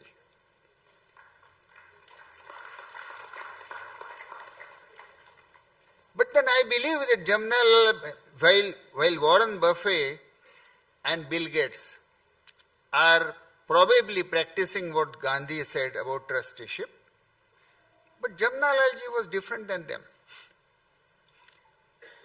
Buffett gave his $37 billion wealth to philanthropy. That was a fabulous act. But not his time, not his life. He continued with his Berkshire Hathaway firm to earn further money. Bill Gates gave away, to begin with, $55 billion, but he didn't stop at that. In 2005, the Time magazine in the US had selected some individuals as the global heroes of health. I and Rani were one of them. So when I had gone to receive that whatever honor or award, Bill Gates was the chief guest. He had just given away his wealth. And then while talking to us, he said that I intend within few years to completely give up my role at the Microsoft Corporation and give my entire time for the social causes. And he really did it. He resigned as the CEO of the Microsoft Corporation and devoted his complete time to Gates Foundation, and for the past nearly 15 years he has been doing it. Now Jamnalal Bajaj, he not only gave his wealth like Buffett and Gates, he devoted his time to the social causes like Bill Gates has been doing, but he went even further. He followed the Mahatma Gandhi's philosophy and principles in his personal life. And this is really so difficult, so difficult. The Rai Bahadur of 1918 gave up the rich living, started living like an ascetic, spinning charkha, weaving khadi, and doing goseva. He had a Ford motor car. But to make it more relevant to the rural area, he turned that Ford car, he took the body of the Ford car but removed the engine and put 2 bullocks there. So this bullock-drawn Ford motor car, he interestingly used to call it Oxford because it was driven by ox. So Oxford, that vehicle, was a very good symbol. He not only lived in this way, but he put his family, his wife, his children, through this acid test of voluntary poverty. He put Kamal Nayan and Madalsa, his 2 children, into Vinoba's ashram. So thus Jamnalal ji became not only a philanthropist, but he became a philanthropist, a trustee, and finally a sadhaka. And that is the rarest of the rare. Just to take 2 examples of his inner effort to rise above the ordinary feelings. Let me take just 2 examples. Even when he was businessman in the early days, when he took over from his grandfather's cotton trade, the practice in Bajaj group at that time was, and the Munims and the traders, junior employees, they used to spray water on the cotton and then sell water bundles. That made those cotton bundles heavy and it used to fetch more price. Now young Jamnalal, who was hardly 20 at that time, he felt that it was unethical and he couldn't do that. He asked them to stop. No, they thought that this young boy is foolish, he doesn't understand business, doesn't understand profit. They tried to convince him that everybody does this same way, our competitors also do this. So if we don't add water to the cotton, we will be the loser, our margin will be less. Jamnalal ji said, so be it, doesn't matter. And so he stopped spraying water on the cotton bundles that they sold, but he was also a sharp businessman. So what he did, he put label on his cotton, water-free cotton. And very soon the Britishers who used to purchase that cotton, they realized that in spite of little higher rates, it is financially, it is profitable to purchase cotton from the Bajaj family, Bajaj business. So thus, Jamnalal ji showed that ethics is the best business policy in the long run. His yearning for ethical business and practicing ethics in his business and personal life. The second aspect, we all know how much in our own hearts we suffer from what is called vikara. Raga, dvesh, moha, anger, krodh. All of us, 24 hours, these are the going on things in our heart. Now, a sadhaka, especially one who is following Mahatma Gandhi and Ekadash Vrata, naturally wanted to rise. Where had he reached? There is one very beautiful instance. Harkishan Bajaj was Jamnalal's cousin. But unfortunately, he had harassed Jamnalal ji for 6 years by filing civil suits against him. When Harkishan Das ji was on his deathbed, Jamnalal ji went to see him. And he asked him, is there anything I can do for you? So Harkishan said that I have written a book to defame you, but I don't have money to publish it. Give me money so I want to publish it before I die. And Jamnalal ji gave him that money. Now to rise above these kind of personal petty feelings was the another aspect. And thus Jamnalal ji went beyond the buffets and gates, nearly 80 years ahead of them. It's my belief that Jamnalal ji shows the direction, the horizon to today's philanthropist and industrialist at which way to go and how much to go. And why only to them? To all of us. All of us are limited by our personal petty feelings, aspirations, our drives, our competition, our attachment to money, or if not money, to fame or something else. He actually showed us, and he tells us to become the trustee of the most important wealth that all of us have, that is our own life. We should become trustees of our life and use it for the social causes, to give not only the wealth and time for social causes, but also to give up our greed, our anger, our jealousies, and become better human beings. By honoring today's awardees, what are we celebrating? In addition to Jamnalal ji's two roles, being a freedom fighter of national eminence and the role model trustee of his wealth, there is a third aspect to his life and his work. Gandhiji had nominated Jawaharlal Nehru as his political heir, Vinobaji as his spiritual heir. Jamnalal ji carried the legacy of Gandhi's another non-political work, which was called in those times the constructive work. Constructive work was removing poverty, unemployment, lack of sanitation, inequality, untouchability, alcohol, ignorance, discrimination from rural India. Mahatma ji gave enormous importance to this constructive work.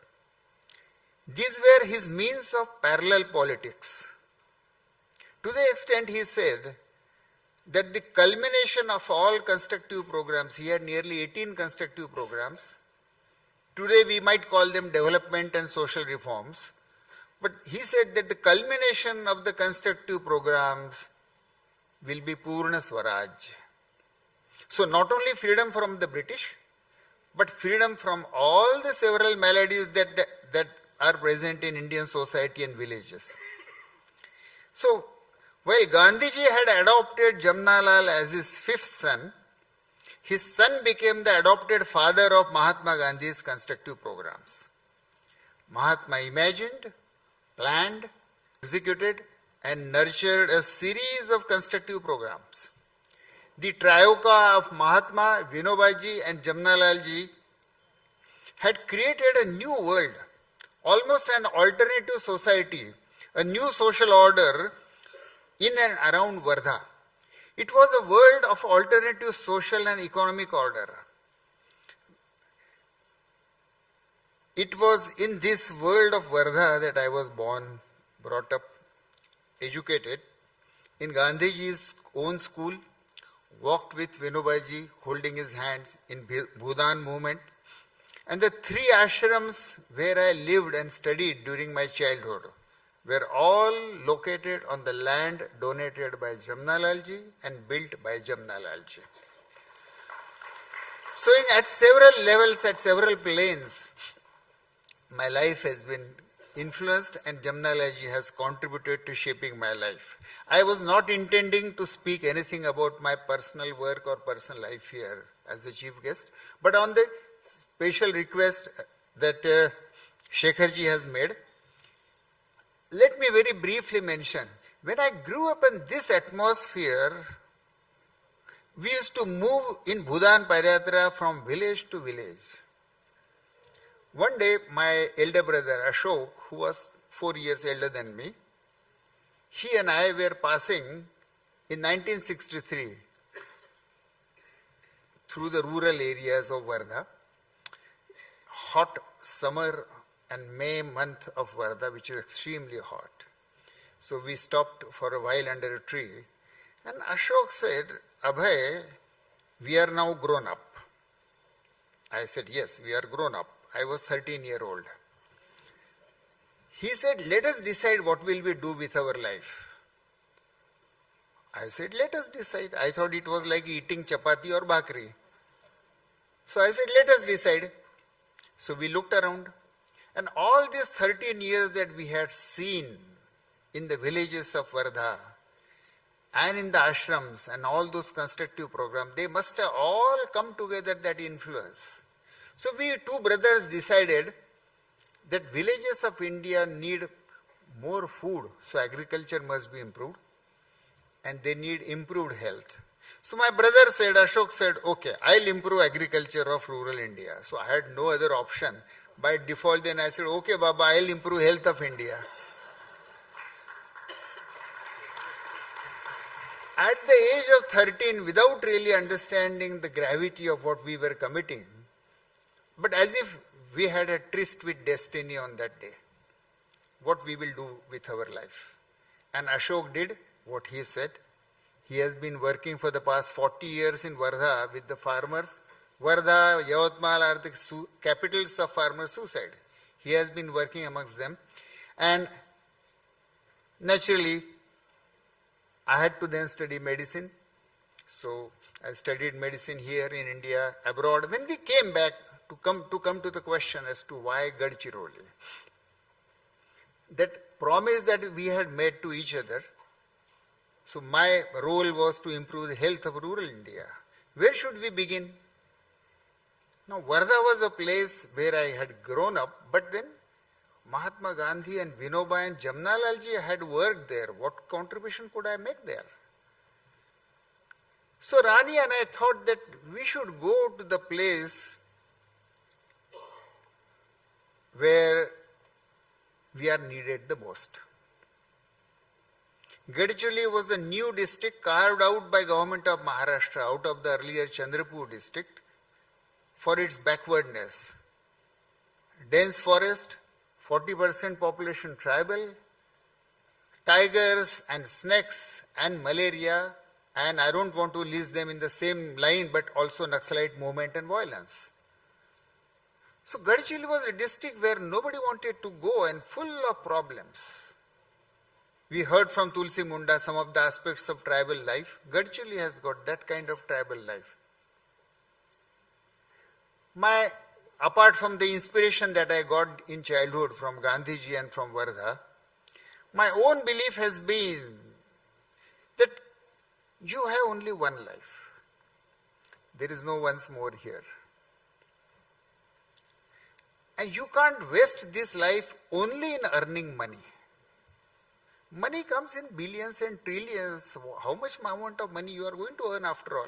It's going to be very, very, very small fraction of the global money. Life is far more precious, and I have only one life.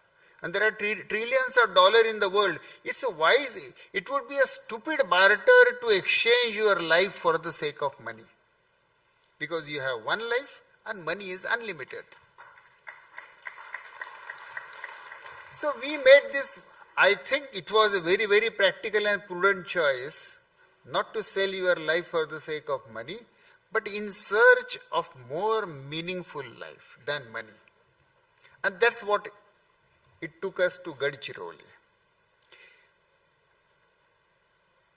In hindsight, I can also say that if anybody in the young age wants to select where to work, I would advise go where the problems are and not where the facilities are. Because places with facilities don't need you, you become a problem there. It's much better to go where nobody wants to go and you very easily become a pioneer. It doesn't take much to become a pioneer. Go where the problems are, see the problem, face the challenges and try whatever little strength you have, try to solve them. And so that's why we went to Gadchiroli. It's no personal wonder. There is nothing. It was part of the life, flow of the life that I chose that way. If at all credit has to be given, it has to be given to Rani, who didn't have this kind of family background, but she decided to come along with me. So I'll come back to the constructive programs in that atmosphere where I grew up in Wardha. These constructive programs help the poor and the needy at the material plane. For example, Khadi. Khadi was Mahatma Gandhi's probably the foremost constructive program.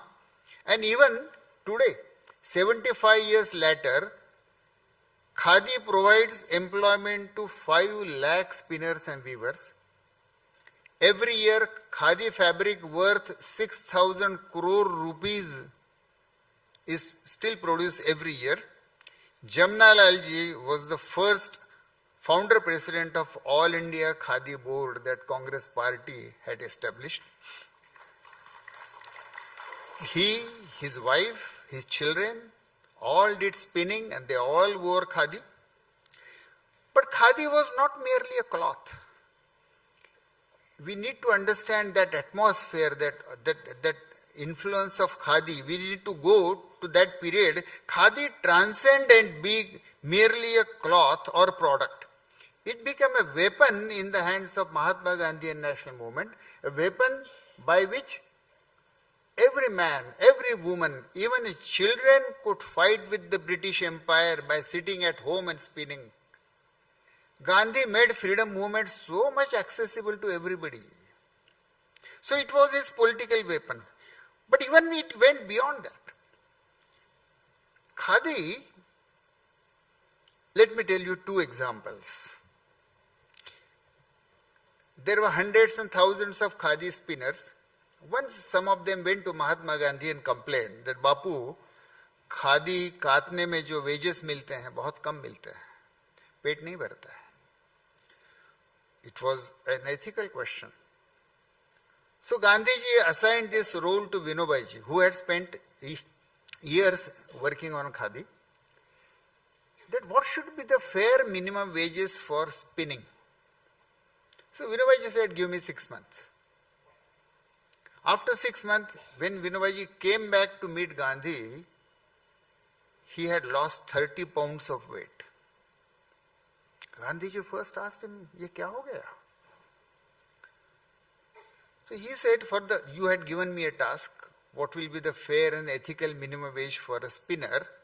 For the past 6 months, I am spinning every day 8 hours, and whatever I spin, the wages I get, I only eat food of that much amount only.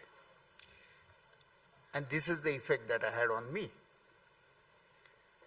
And so, based on that, Vinoba's live experience on himself, the wages of spinning were tripled by Mahatma Gandhi to make wages fair. So khadi was not soaked. Mahatma Gandhi said at that time that I do not want my khadi to be soaked in the blood of the poor spinner. Now such khadi, what influence? Once in the freedom movement, one procession was going on, Bharat Mata Ki Jai. And one rich woman, she was going in a car, but the procession was because of procession, the car was held up. So she was curiously looking at the procession, and she got so motivated emotionally that she left the car and she joined the procession. And everybody was arrested. So while police arrested her, there were a lot of ornaments on her body, but she was going for some other function. So they told her, कि madam ये सब जो दागिने हैं आपके अलंकार हैं इसका क्या होगा पता नहीं निकाल दीजिएगा अरेस्ट होने के पहले. So she took out all the ornaments, must be some million rupees, tied them in a handkerchief, and then she looked around and she saw one man. He said, Mr. please, will you take these ornaments and give it to my husband, who was a very well-known rich man of the city. And then she went to jail. After 6 months, she was released. When she came back home, she thought that her husband would very severely scold her for losing all the ornaments, but ornaments had already reached home. So they invited that man who had brought those ornaments. After having a dinner with him, that man asked them, that, Madam, I have a question is that how did you trust me from that crowd and gave this million rupees worth of ornament? Why did you trust that I'll really give it to your husband? She said, nothing. You were wearing khadi. And that was the only stamp. And based on that, she could trust. In those days, Khadi was a moral value system. It was not cloth alone. It represented simplicity, austerity, equality, support to the farmers who produce cotton, to the spinners and weavers who produce cloth. Khadi united the whole nation against the British. Khadi was a brand representing several moral and life values. In a similar way, each of the constructive program of Mahatma Gandhi, which Jamnalal ji supported and nurtured, represented several moral value systems. Today's awardees are the modern day soldiers of similar constructive program. And I can connect with each of them. Girija and his associates, Satish and Girija, were in the youth movement when I was also part of Jayaprakash Narayan's youth movement. Shri Rashmi Bharati ji has been using science and technology to uplift in the Uttarakhand. We have done a little bit of that. Dr. Tulsi Munda, who so passionately and from her heart communicated to her a life of a tribal woman and the work she has been doing. So all of these I have experienced, and so I feel a personal connect with them. When Reverend Eric Kumedisa was speaking, it was very heartening as well as humbling to hear from him and Gandhi's thoughts in philosophy being echoed back to us from Africa, because we are losing them. And it's humbling that we lost such a voice. It is heartening that it is coming back to us from Africa. But this is not the first time it is coming back from Africa. And let me tell you an interesting instance. In 1894, that famous episode, the Peter Maritzburg station, where Gandhiji was thrown on the platform, and that's where actually his whole struggle began. So in 1994, 100 years after that episode, that platform was dedicated to Mahatma Gandhi, and a statue was erected in Peter Maritzburg, and Nelson Mandela was the president of South Africa at that time. While unveiling that statue, Nelson Mandela said, and I am trying to literally quote him, he said, "Mohandas Karamchand Gandhi, you passed through us 100 years ago, but we were ourselves wearing chain, black people. So we couldn't honor and recognize you. But let me tell to India," Nelson Mandela says in 1994, "let me tell to India that 100 years ago, you sent a young stumbling lawyer to us. 20 years later, we send back a Mahatma." So the birth of Satyagraha, it occurred in Johannesburg in 1906. Actually, Mahatma Gandhi as a Mahatma was born in South Africa. And so it is very heartening today to again hear a person coming back from South Africa and telling us the message of non-violence. In honoring them, all four awardees, we are assuring the Mahatma and Jamnalal ji that the fight against poverty, ill health, injustice, discrimination, ignorance is not over. It is continued.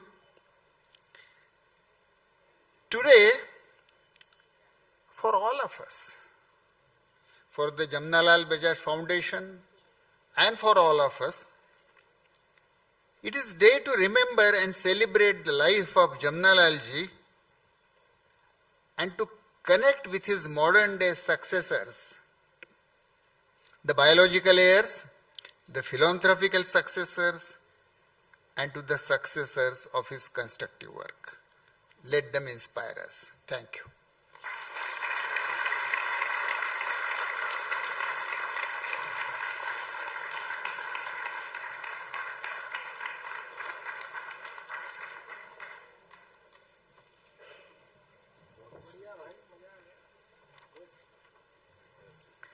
Thank you so much, Abhay, for sharing such personal experiences. It was very, very inspiring. I now invite Madhur Bhaiya to give, of the trustee of the foundation, to present his concluding remarks. Madhur Bajaj.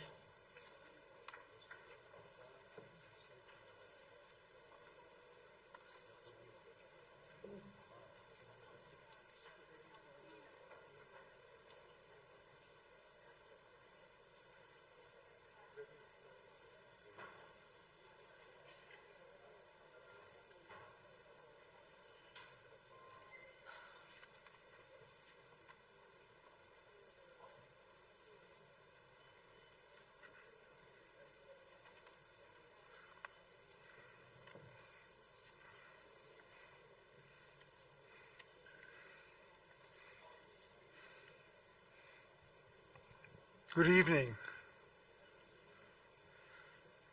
As per my usual habit, before I begin my official speech, I would like to make two remarks.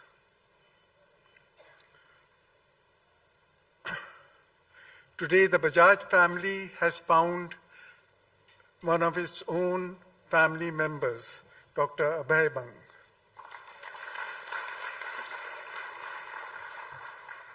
I can tell you no Bajaj could have spoken the words which he's spoken, and I would request to sit next to your feet and learn more about our family.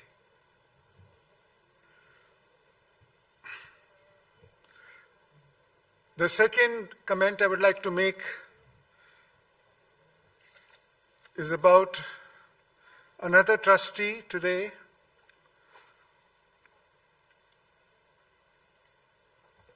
Mrs. Bharti. She is one of the rarest awardees who got both the IMC, Indian Merchant Chambers, Janki Devi Bajaj Award, and today, so Madam, you have got the blessings of both a Dada and Dadi.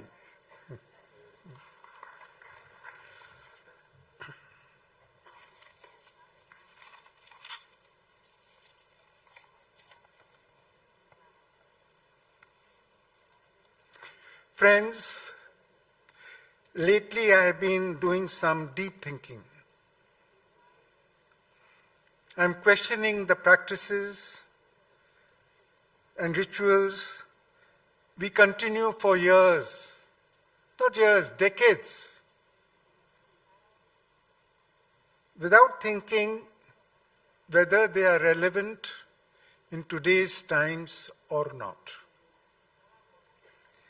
I'm glad that the judiciary has replaced many of the old archaic laws that was started by the British for the benefit of the British with fresh, appropriate to the Indian people, laws which ought to have been done many, many decades back, but never late than never. One of the customs we follow is the giving of what I'm doing, vote of thanks. This has essentially been a Western culture where immense contributions would be repaid by a mere thank you. The Indian culture shows gratitude from the heart, not from the head. Have you ever seen anybody say a thank you to a mother? Have you said, or do you remember having said thank you to your mother? At least I don't remember.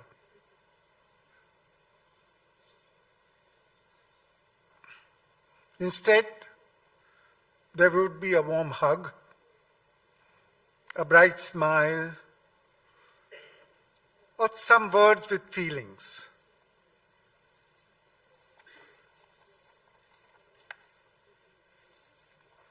Friends, I feel honored and humbled, giving a vote of thanks after giving my salutations to the chief guest, esteemed dignitaries on and off the dais. I've been giving this vote of thanks for over 3 decades. But now I'm unable to justify to myself giving a vote of thanks any further. Coming to the awardees, they are unconcerned with the Russia-Ukraine or Israel-Hamas wars, or the earlier Trump-Harris competitions, or the ongoing Modi-Rahul confrontations. These Gandhian warriors have dedicated their lives in transforming the lives of tribals,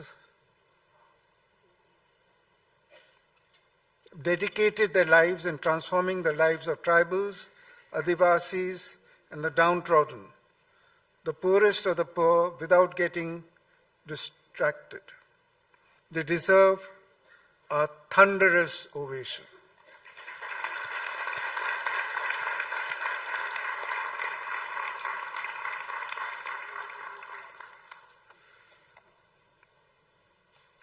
Our popular chief guest, Shri Abhay Bang, can easily be counted, you will agree, amongst our awardees, based on the breadth and depth of his work, knowledge, and philosophy.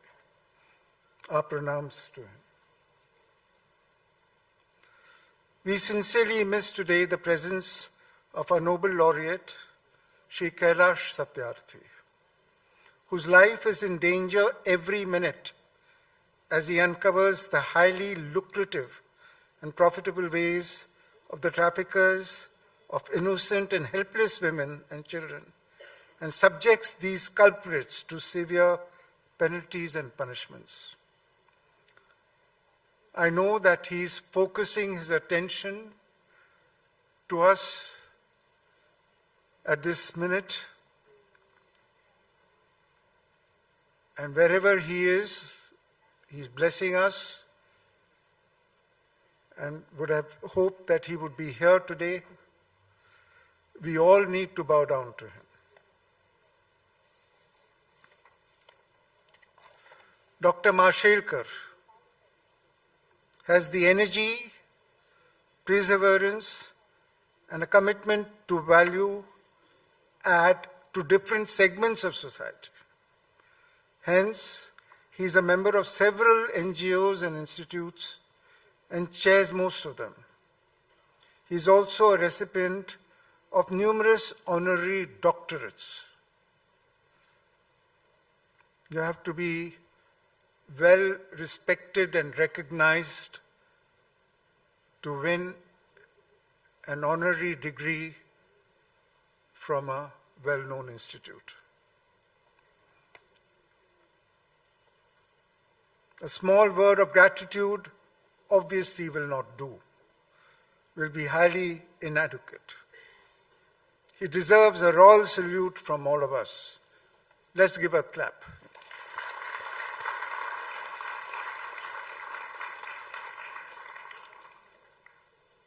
And how can we forget the Master of Ceremonies, Jamnalal Bajaj, who is involved from A to Z of these awards. She deserves our utmost love and affection.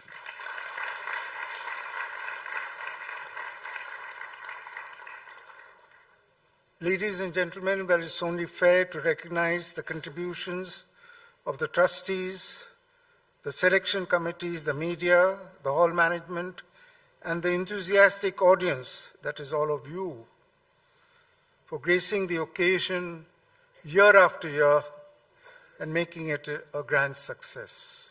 Thank you so much. Friends, kindly allow me to be a keen observer to the proceedings henceforth.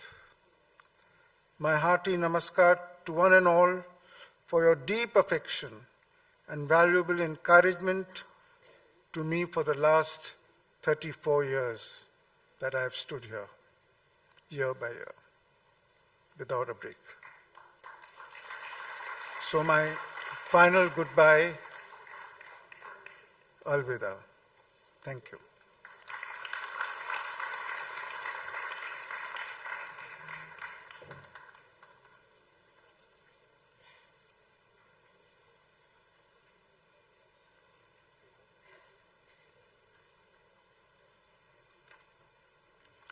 Thank you very much, Madhurpriya. Let us now all rise to sing the national anthem, after which I invite all to join us for refreshments in the lawn. Wishing you all a happy and a healthy New Year. Thank you.